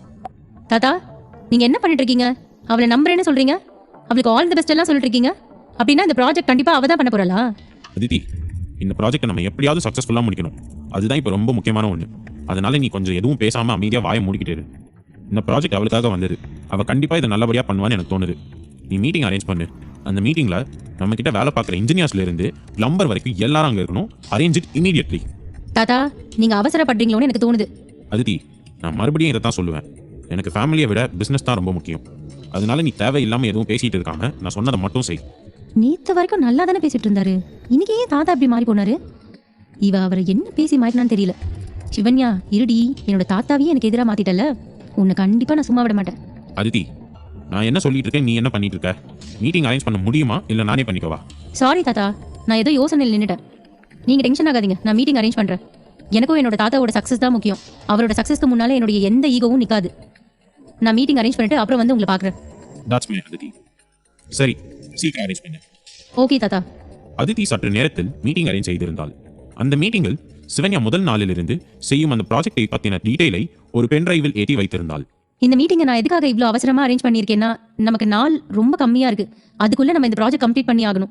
இந்த ப்ராஜெக்ட் பத்தின டீடைலை இப்போ நான் உங்களுக்கு எக்ஸ்பிளைன் பண்றேன். ஏதாவது டவுட் இருந்தா சொல்லுங்க. சிவன்யா தனது பென்டிரைவில் ஏற்றி வைத்திருந்த டீடைல் அனைத்தையும் ப்ரொஜெக்டர் மூலம் அங்கு இருந்தவர்களுக்கு எக்ஸ்பிளைன் பண்ணி கொண்டிருந்தாள். அதை அனைத்தையும் அந்த மீட்டிங்கில் கலந்து கொண்டவர்கள் வாயை பிளந்து கொண்டு பார்த்தார்கள். காசிநாதன் ஒரு நிமிடம் அசந்து போனார். காலேஜ் கூட படிக்கல, இவளுக்கு இவ்வளவு நாலேஜ் எங்கிருந்து வந்தது? டிகிரி முடிச்ச என்னால கூட இந்த அளவுக்கு யோசிக்க முடியாது. இவ எப்படி இவ்வளவு நுணுக்கமா யோசிக்கிறா? இவளை இந்த ப்ராஜெக்ட் சக்சஸ்ஃபுல்லா நடத்த விடக்கூடாது. ஒருவேளை இவ சக்சஸ்ஃபுல்லா நடத்திட்டான்னா அதுக்கப்புறம் தாத்தாக்கு எப்பவும் அவதான் செல்ல பேத்தியா இருப்பா. நான் அது நடக்க விட மாட்டேன். சிவன்யா அனைத்தையும் எக்ஸ்பிளைன் செய்து முடித்ததும் அங்கிருந்த அனைவரும் தங்களது கைகளை தட்டி சந்தோஷப்பட்டார்கள். சிவன்யா, நீ இந்த அளவுக்கு பெர்ஃபெக்ட்டா எக்ஸ்பிளைன் பண்ணுவேன்னு நான் நினைச்சு கூட பார்க்கல. நிஜமாவே உன்னோட ஐடியாஸ் எல்லாம் சூப்பரா இருக்கு. இது படி பண்ணா கண்டிப்பா நம்மளோட ப்ராஜெக்ட் சக்சஸ் ஆயிடும். சிவன்யா இத்தனை வருடம் எதை தனது தாத்தாவின் வாயிலிருந்து கேட்க ஆசைப்பட்டாலோ அதை கேட்ட நொடி அவள் வானத்தில் ரெக்கை கட்டி பறந்து கொண்டிருந்தாள். மேடம், சான்ஸே இல்ல. நீங்க சூப்பரா பிளான் போட்டிருக்கீங்க. இது வரைக்கும் நம்ம இப்படி ஒரு பில்டிங் பில்ட் பண்ணதே இல்ல. இனிமே நம்ம கட்ட போற எல்லா பில்டிங்குக்கும் இந்த பில்டிங் தான் ரோல் மாடலா இருக்க போகுது. அந்த அளவுக்கு நீங்க இதை நுணுக்கமா பிளான் பண்ணிருக்கீங்க. சோ கண்டிப்பா இந்த ப்ராஜெக்ட் உங்களுக்கு சக்சஸ்ஃபுல்லா இருக்கும். Thank you so much sir. ஆனா இது பிளான் மட்டும்தான். இதுபடி நாம அந்த ப்ராஜெக்ட் கம்ப்ளீட் பண்ணணும். ஒருவேளை அப்படி கம்ப்ளீட் பண்ணா அது என்னோட வெற்றி மட்டும் கிடையாது, அது இங்க இருக்கிற ஒவ்வொருத்தரோட வெற்றியும் தான். இங்க இருக்கிற ஒவ்வொருத்தரும் இந்த ப்ராஜெக்ட் நல்லபடியா பண்ணுவீங்கன்னு நான் நம்புறேன். நீங்க எப்படி பிளான் போட்டு இருக்கீங்களோ அதுபடியே நம்ம அழகா இந்த ப்ராஜெக்ட் பண்ணா கண்டிப்பா நம்ம சக்சஸ் ஆயிடுவோம். இங்க இருக்கிற ஒவ்வொருத்தரும் அவங்களோட பெஸ்ட்டை கொடுக்கணும்னு நான் கேட்டுக்கிறேன். இந்த ப்ராஜெக்ட் மட்டும் சக்சஸ்ஃபுல்லா முடிஞ்சிருச்சுன்னா உங்க எல்லாரோட சேலரியும் நான் இன்க்ரீஸ் பண்றேன். காசிநாதன் அப்படி சொன்னதும் அங்கிருந்த அனைவரும் கரகோஷம் எழுப்பி தங்களது சந்தோஷத்தை வெளிப்படுத்தினார்கள். நடப்பதையெல்லாம் பார்த்து கொண்டிருந்த அதித்திக்கு வயிறு எரிய ஆரம்பித்தது. அன்றைய பொழுது சிவன்யாவுக்கு மிகவும் சந்தோஷமாக போக சிவன்யா சிரித்துக் கொண்டே வீடு திரும்பினாள். அவள் சிரித்துக் கொண்டு வருவதை ராஜேந்திரனும் வாசுகியும் பார்த்தார்கள். என்னம்மா, என்ன விஷயம்? இன்னைக்கு ரொம்ப சந்தோஷமா வர, கையில வேற ஸ்வீட் இருக்கிற மாதிரி இருக்கு. ஏதாவது சந்தோஷமான விஷயமா என்ன? ஆமாப்பா, ரொம்ப சந்தோஷமான நாள் தான். இன்னைக்கு தாத்தா என்கிட்ட சந்தோஷமா சிரிச்சு பேசினாரு. அது மட்டும் இல்லாம இந்த ப்ராஜெக்ட நல்லபடியா முடிக்கணும்னு சொன்னாரு. இந்த மாதிரி தாத்தா வாயில என்னை பத்தி பெருமையா சொல்லும் போது எனக்கு ரொம்ப சந்தோஷமா இருந்துச்சுப்பா. அதனாலதான் ஸ்வீட் வாங்கிட்டு வந்தேன். இந்தாங்க, எடுத்துக்கோங்க. என்னடி சொல்ற? நிஜமாவா? நிஜமாவே உங்க தாத்தா உன்னை பாராட்டினாரா? நம்பவே முடியலையே. ஆமாமா, என்னாலேயே நம்ப முடியல. ஆனா தாத்தா என்ன பாராட்டினது உண்மை. அதுக்காக தான் இந்த ஸ்வீட், எடுத்துக்கோங்க. எனக்கு ரொம்ப சந்தோஷமா இருக்குமா. இந்த வீட்டுக்கு வந்த முதல் நாளே நல்லது நடந்திருக்கு. இதுக்கப்புறம் எப்பவும் நல்லதுதான் நடக்கும். இப்போ உன்னோட வாழ்க்கையில நடக்கிற எல்லாத்துக்கும் காரணம் மாப்பிள்ள தான். அதனால மாப்பிள்ளைக்கு முதல்ல ஸ்வீட் கொடு. எனக்கு அந்த சித்தார்த் யாருன்னு தெரிஞ்சே ஆகணும். ஆபீஸில் இருந்து கிளம்பிய அதித்தி நேராக அபிஷேக்கின் அபார்ட்மெண்ட்டிற்கு சென்றாள். அவனது அபார்ட்மெண்ட் பூட்டி இருந்ததும் வேகமாக தனது செல்போனை எடுத்து அபிஷேக்கிற்கு கால் செய்தாள். சொல்ல அதித்தி, என்ன விஷயம்? அபிஷேக், நம்ம 2 பேரும் மீட் பண்ணிக்கிட்டு 2 நாள் ஆகுது. நீ எனக்கு ஒரு ஃபோன் கூட பண்ணல. நானே கால் பண்ணாலும் என்ன விஷயம்னு சலிப்பா கேட்குற. என்னாச்சு உனக்கு? சாரி அதித்தி, எனக்கு கொஞ்சம் ஒர்க் ஸ்ட்ரெஸ், அதனால தான் கால் பண்ண முடியல. நான் பிஸ்னஸ் விஷயமா முக்கியமான ஒருத்தவங்களை பார்க்கறதுக்காக வந்திருக்கேன். ஏதாவது எமர்ஜென்சினா சொல்லு, இல்லைன்னா நான் உனக்கு கொஞ்ச நேரம் கழிச்சு கால் பண்ணவா? அபிஷேக், இதுக்கு முன்னால எவ்வளவோ ஒர்க் ஸ்ட்ரெஸ் இருந்திருக்கு. ஆனா நீ என்ன இதுவரைக்கும் இப்படி இக்னோர் பண்ணதே இல்லையே. இப்போ என்கிட்ட ஃபோன் பேசுறதுக்கு கூட உனக்கு பிடிக்காத மாதிரி தான் இருக்கு. ஒருவேளை உனக்கு என்ன பிடிக்காம போயிடுச்சா? அதித்தி, அப்படியெல்லாம் எதுவும் இல்லை. உண்மையிலேயே எனக்கு கொஞ்சம் ஒர்க் ஸ்ட்ரெஸ் தான். அதனால தான் உன் கூட என்னால் டைம் ஸ்பெண்ட் பண்ண முடியல. இப்போ என்ன, உன் கூட நான் பேசலன்னு கோவமா இருக்க, அவ்வளோதானே? இந்த மீட்டிங் முடிஞ்சதும் நானே உன்னை வந்து பார்க்குறேன், ஓகேவா? அபிஷேக், இங்க என்ன பிரச்சனை போய்கிட்டு இருக்குன்னு தெரியுமா? அந்த சிவன்யா என்னெல்லாம் பண்றான்னு தெரியுமா? அவ பண்றது போதாதுன்னு இப்ப தாத்தாவும் அவளுக்கு சப்போர்ட் பண்ணிக்கிட்டு இருக்காரு. எனக்கு அதெல்லாம் பார்க்கும்போது ரொம்ப காண்டாவுது. எனக்கு தலையே வெடிச்சிட்டு போல இருக்கு. இப்பவே உன்னை பார்க்கணும். நீ எங்க இருக்கன்னு சொல்லு, நானே உன்னை வந்து பார்க்கறேன். அதித்தி, இன்னும் 20 மினிட்ஸ் வெயிட் பண்ணு. என்னோட மீட்டிங் முடிஞ்சிடும். நான் ஹோட்டல் சன்ஷைன்ல தான் இருக்கேன். நீ அங்க வந்துடு, அங்க நம்ம மீட் பண்ணலாம். நீ எதுக்கும் டென்ஷன் ஆகாத. ஓகே அபிஷேக், நான் இப்பவே கிளம்பி அங்க வரேன். அதித்தி, பி காம், டென்ஷன் ஆகாத. அந்த சிவன்யா பார்த்து பயப்படுற அளவுக்கு நீ ஒன்றும் வீக்கான ஆள் இல்லை. எதா இருந்தாலும் பார்த்துக்கலாம். நீ கிளம்பி வா. சரி, நான் ஃபோனை வைக்கிறேன். அபிஷேக்கிடம் பேசிவிட்டு போனை வைத்த அதிதி அவன் சொன்ன ஹோட்டலிற்கு கிளம்பினாள். மிஸ்டர் சேது, நான் சொன்னதை நல்லா யோசிங்க. நம்ம 2 கம்பெனியும் டைப் பண்ணி அந்த ப்ராஜெக்ட் பண்ணால் நிச்சயமா அது சக்ஸஸ் ஆகும். மிஸ்டர் அபிஷேக், உங்க திறமை மேலே எனக்கு நம்பிக்கை இருக்கு. இந்த முடிவை நான் ஒரு ஆள் மட்டும் எடுக்க முடியாது. என்னோட பார்ட்னர் கூட இதை பற்றி பேசிட்டு நான் உங்களுக்கு சீக்கிரமே ஒரு நல்ல முடிவாக சொல்கிறேன். ஓகே மிஸ்டர் சேது, நீங்கள் கண்டிப்பாக நல்ல முடிவு சொல்வீங்கன்னு நான் நம்புறேன். Okay mister Abhishek, we will meet soon. அபிஷேக்கிடம் பேசிவிட்டு சேது வெளியேற அபிஷேக் தனது கையில் கட்டியிருந்த கடிகாரத்தில் மணியை பார்த்தான். Hi Abhishek. Hey hi Aditi, உன்னதான் காணோன்னு பார்த்துட்டு இருந்தேன். 2 நாளா உன் கூட பேச முடியாததுக்கு சாரி. சரி, வந்து உட்காரு. நான் தான் உங்ககிட்ட சாரி கேட்கணும். நீ ஆல்ரெடி பிசினஸ் ப்ரெஷர்ல இருக்க. இதுல நான் வேற உனக்கு டென்ஷன் கொடுத்துட்டு இருக்கேன். எனக்குன்னு நீ தானே இருக்க. அந்த சிவன்யா என்ன ரொம்ப டார்ச்சர் பண்றா. இதுக்கு முன்னாடி புள்ள பூச்சி மாதிரி இருந்தா, எப்போ அந்த சித்தார்த்த கல்யாணம் பண்ணாலோ அப்போல இருந்து அவ ரொம்ப திமிரா பிஹேவ் பண்றா. அவளோட திமிரை கண்டிப்பா ஒடுக்கியே ஆகணும். இப்ப மட்டும் நான் அவளை விட்டுட்டேன், அதுக்கப்புறம் என்னோட இடத்துக்கு ஈஸியா அவ வந்துடுவா. தாத்தாவும் அவன் மேல இப்ப எல்லாம் பாசம் காட்டுற மாதிரி தான் எனக்கு தோணுது. அதித்தி, நீ ரொம்ப யோசிக்கிற. உன்னோட தாத்தாக்கு எப்பவுமே உன் மேல தான் பாசம் அதிகம். உனக்கே அது நல்லா தெரியும். இந்த ப்ராஜெக்ட் அந்த சிவன்யானால தான் கிடைச்சிச்சு. அதனால தான் அவர் அந்த சிவன்யா கிட்ட கொஞ்சம் அன்பா இருக்கிற மாதிரி நடிக்கிறாரோ என்னவோ. நீ எதை பத்தியும் ஒரி பண்ணிக்காத. சரி இரு, உனக்கு பிடிச்ச மில்க் ஷேக் ஆர்டர் பண்றேன். இந்த ப்ராஜெக்ட் எப்ப கிடைச்சிச்சோ அதுல இருந்து அவளுக்கு இன்னும் திமிரு அதிகமா போச்சு. என்ன நடந்தாலும் சரி, அந்த ப்ராஜெக்ட் அவளை நான் பண்ணவே விட மாட்டேன் அபிஷேக். ப்ராஜெக்ட் அவகிட்ட இருந்து புடுங்கிறதுக்கு ஏதாவது பிளான் போடணும். தாத்தாவே அவளை கழுத்தை பிடிச்சு வெளியே தள்ளணும். அதித்தி அபிஷேக்கிடம் பேசிக்கொண்டே யதார்த்தமாக திரும்ப அங்கிருந்த ஒரு அறைக்குள் சித்தார்த்தும் அசோக்கும் உட்கார்ந்து பேசிக் கொண்டிருப்பதை பார்த்தாள். இந்த அசோக் எப்படி இங்க வந்தா? அபிஷேக், அங்க பாரு, அது அசோக் தானே? அசோக் பக்கத்துல இருக்கிறது அந்த சிவன்யாவோட புருஷன் சித்தார்த் தானே? அதித்தி, நீ அவங்க மேல இருக்க கோவத்துல எப்பவுமே அவங்கள பத்தியே யோசிச்சுட்டு இருக்கேன்னு நினைக்கிறேன். அதனாலதான் உனக்கு யாரை பார்த்தாலும் அவங்கள மாதிரியே தெரியுது. சித்தார்த்துக்கும் அசோக்குக்கும் என்ன சம்பந்தம் இருக்க போகுது? அது வேற யாராவது இருக்கும். இதோ உன்னோட மில்க் ஷேக் வந்துருச்சு, நீ முதல்ல இதை குடி. இல்ல அபிஷேக், நீயே பாரு, அது அந்த அசோகோ சித்தார்த்தும் தான். அதித்தி சொன்னதும் அபிஷேக் அந்த பக்கம் திரும்பி பார்க்க அங்கு அவர்கள் இருவரும் தான் உட்கார்ந்திருந்தார்கள். ஆமா அதித்தி, அது அவங்க 2 பேரும் தான். 2 பேரும் உட்காந்து சிரிச்சு பேசுறத பார்த்தா ஃப்ரெண்ட்லியா தான் இருக்கு. அப்படின்னா அவங்க 2 பேரும் ஃப்ரெண்ட்ஸா? சித்தார்த் மாதிரி சாதாரண ஆளுக்கு எப்படி அசோக் மாதிரி ஆள் ஃப்ரெண்டா இருக்க முடியும்?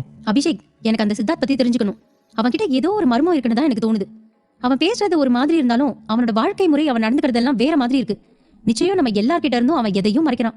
அவன் யாரு, எந்த ஊரு, அவனுடைய பேக்ரவுண்ட் என்னன்னு இன்ன வரைக்கும் நம்ம யாருக்கும் தெரியல. அபிஷேக், எனக்காக ஒரு ஹெல்ப் பண்ணு.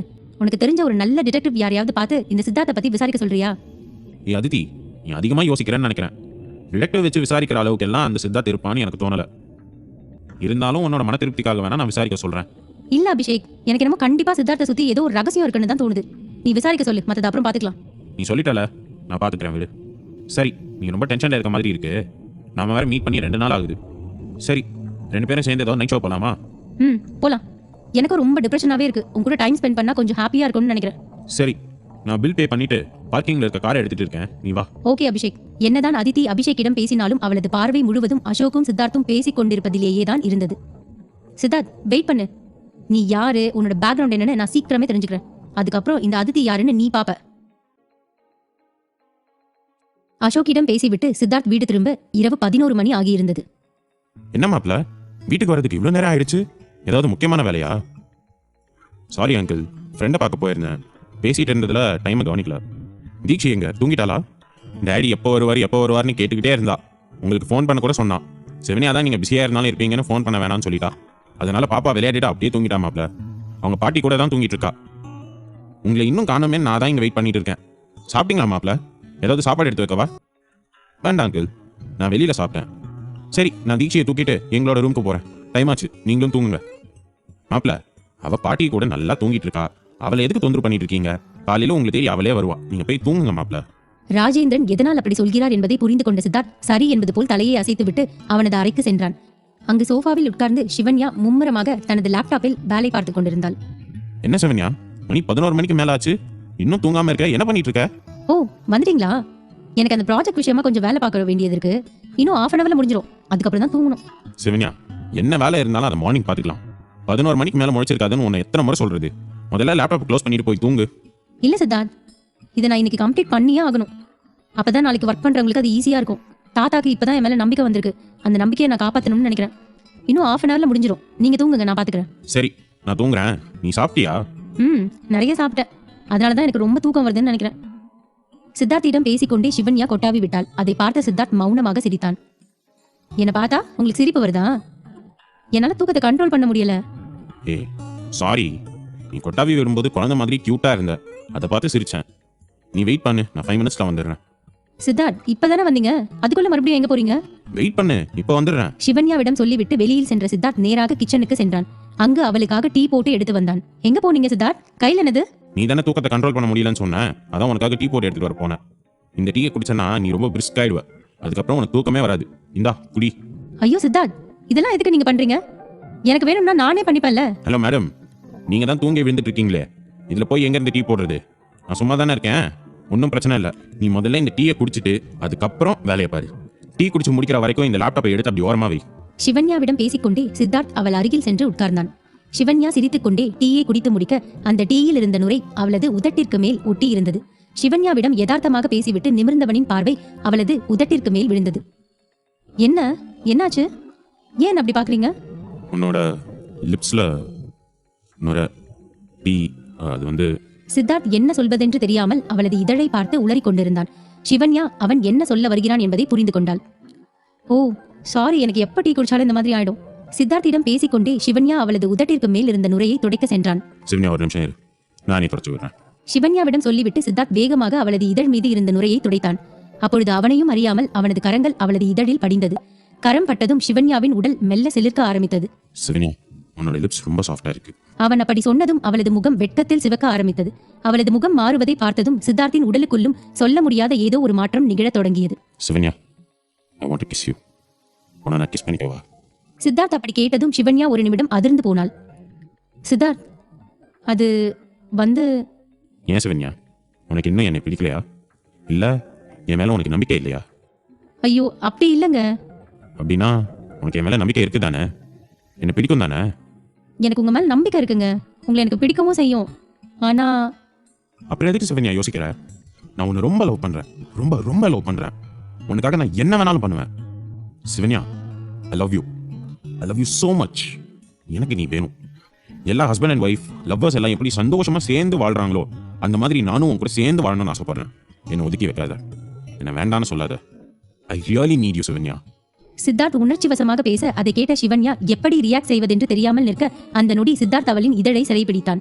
சித்தார்த் அப்படி செய்ததும் அதிர்ந்து போனவள் வேகமாக அவனை தன்னிடம் இருந்து விலக்க முயற்சிக்க அப்பொழுது அவனது கண்களில் இருந்த கண்ணீர் அவளது கைகளில் வழிந்தது. அந்த கண்ணீர் அவள் மீது எவ்வளவு காதல் வைத்திருக்கிறான் என்பதை உணர்த்த சிவன்யா அவனை தடுக்க முடியாமல் அமைதியாக நின்றாள்.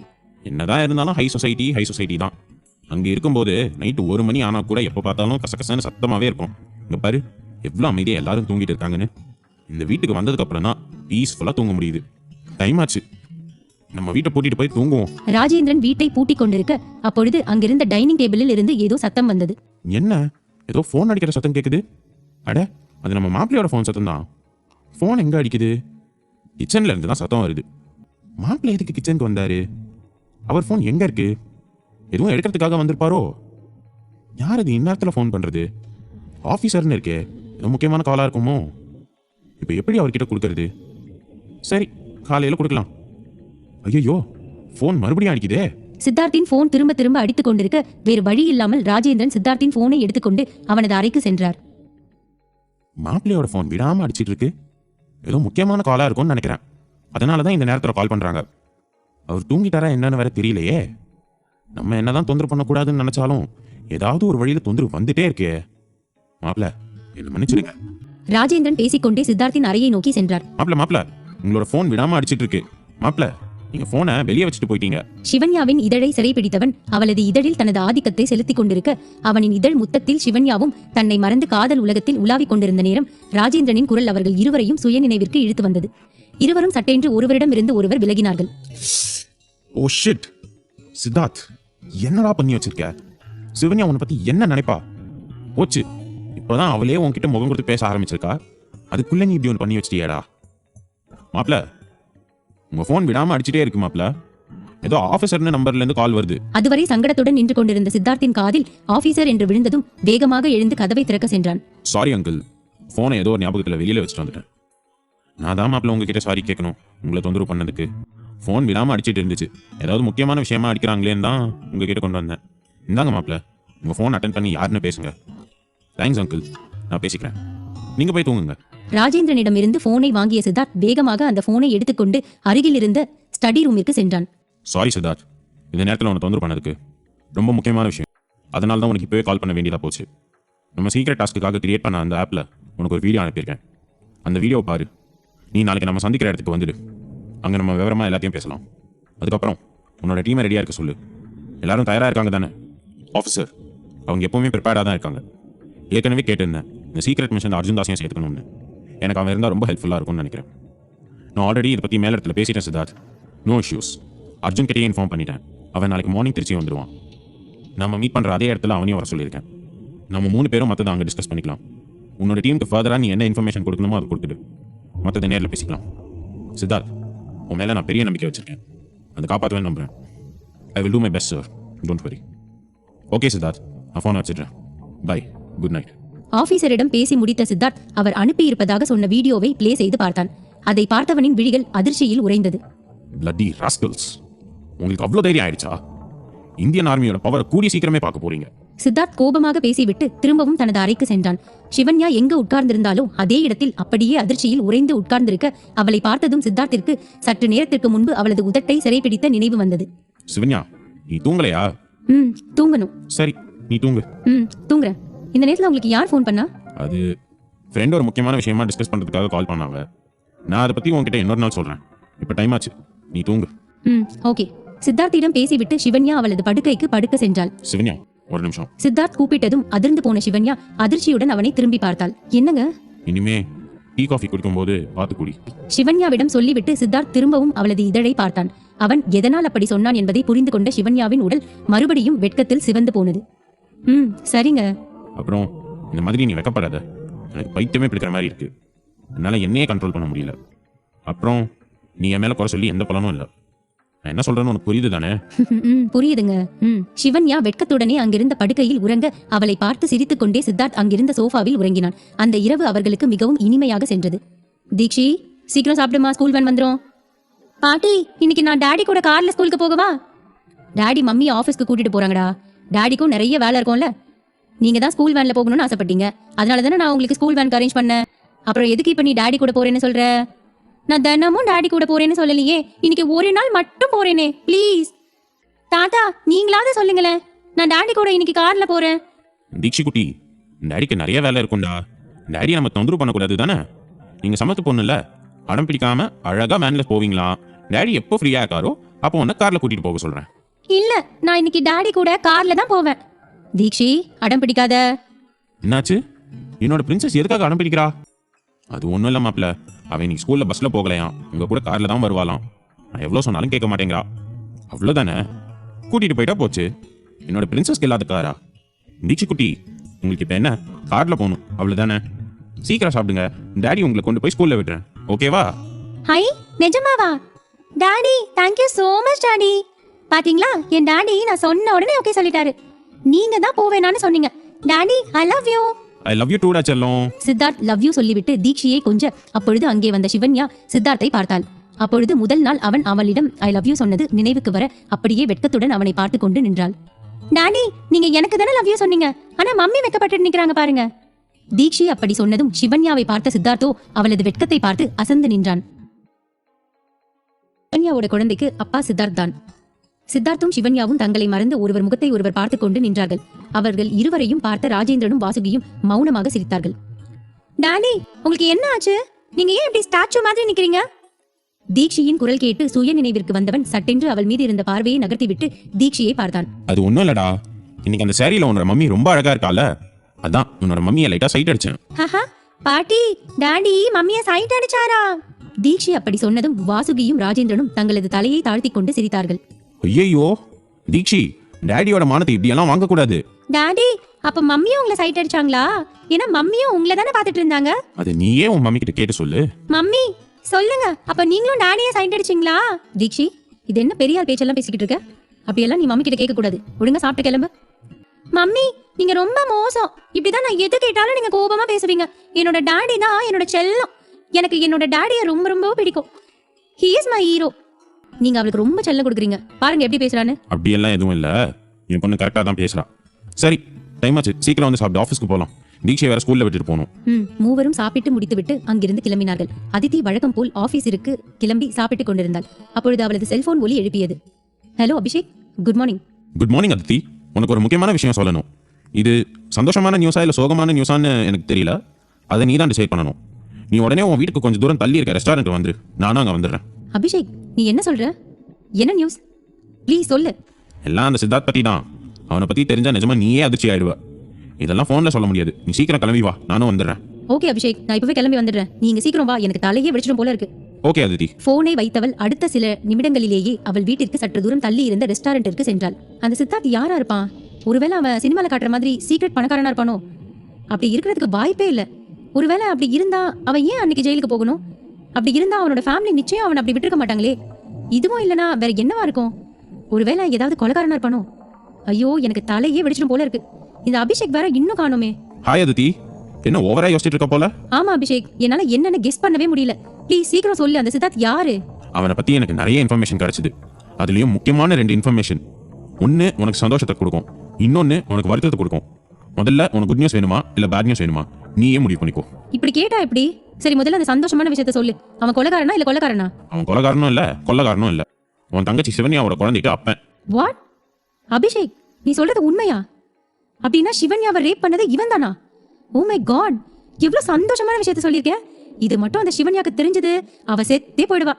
எவனை சாகிற வரைக்கும் பார்க்கவே கூடாதுன்னு நினைச்சுக்கிட்டு இருக்காளோ அவனையே இப்ப கல்யாணம் பண்ணி அவன் கூட குடும்பம் நடத்திக்கிட்டு இருக்கா. நீ எவ்வளவு பெரிய சந்தோஷமான விஷயத்த சொல்லியிருக்க தெரியுமா? சிவன்யா, உன்னோட ஆட்டம் இதோட முடிஞ்சிருச்சு. இந்த விஷயத்தை கேள்விப்பட்ட உடனே நீ ஒடுங்கி போக போற. உன்னை இதுக்கப்புறம் நான் எப்படி தூக்கி தூர வீசுறேன்னு பாரு. அதுக்கு வாய்ப்பே இல்ல அதித்தி. அபிஷேக், நீ என்ன சொல்ற? ஏன் வாய்ப்பே இல்லைன்னு சொல்ற?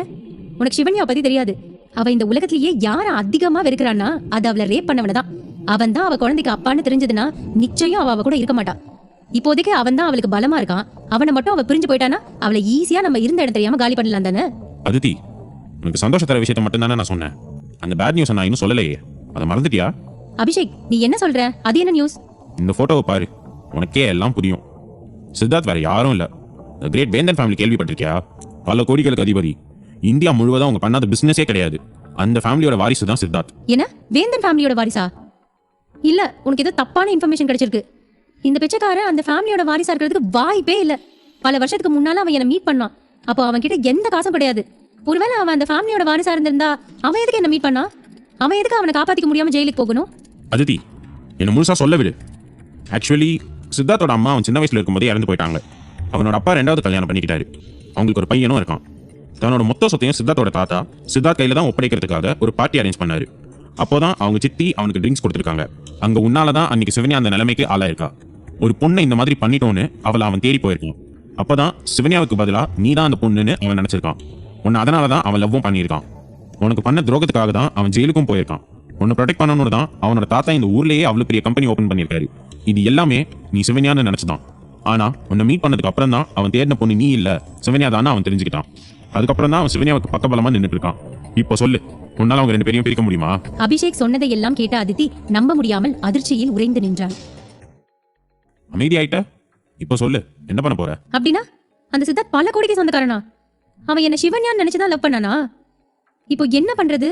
என்னால அவங்க 2 பேரையும் எதுவும் பண்ண முடியாதா? எனக்கு தெரிஞ்சு அவங்களை எதுவும் பண்றதுக்கு வாய்ப்பே இல்லை. பேசாம நீ அவங்க கிட்ட இருந்து தள்ளி இருக்கிறது தான் எனக்கு பெட்டர்னு தோணுது. அவன் அந்த ப்ராஜெக்டை மட்டும் பண்ணி முடிக்கட்டும். அதுக்கப்புறம் அவனே அவளை கூட்டிட்டு அந்த கம்பெனியை விட்டு போயிடுவான். அதுக்கப்புறம் உனக்கு எந்த பிரச்சனையும் இருக்காது. நீ கொஞ்ச நாள் பொறுமையா இருந்தது. அதுக்கப்புறம் அதுவாவே எல்லாம் சரியாயிடும். பொறுமையா இருக்கணுமா? எனக்கு என்ன பண்ண சொல்றேன்னு தெரிஞ்சுதான் சொல்றியா?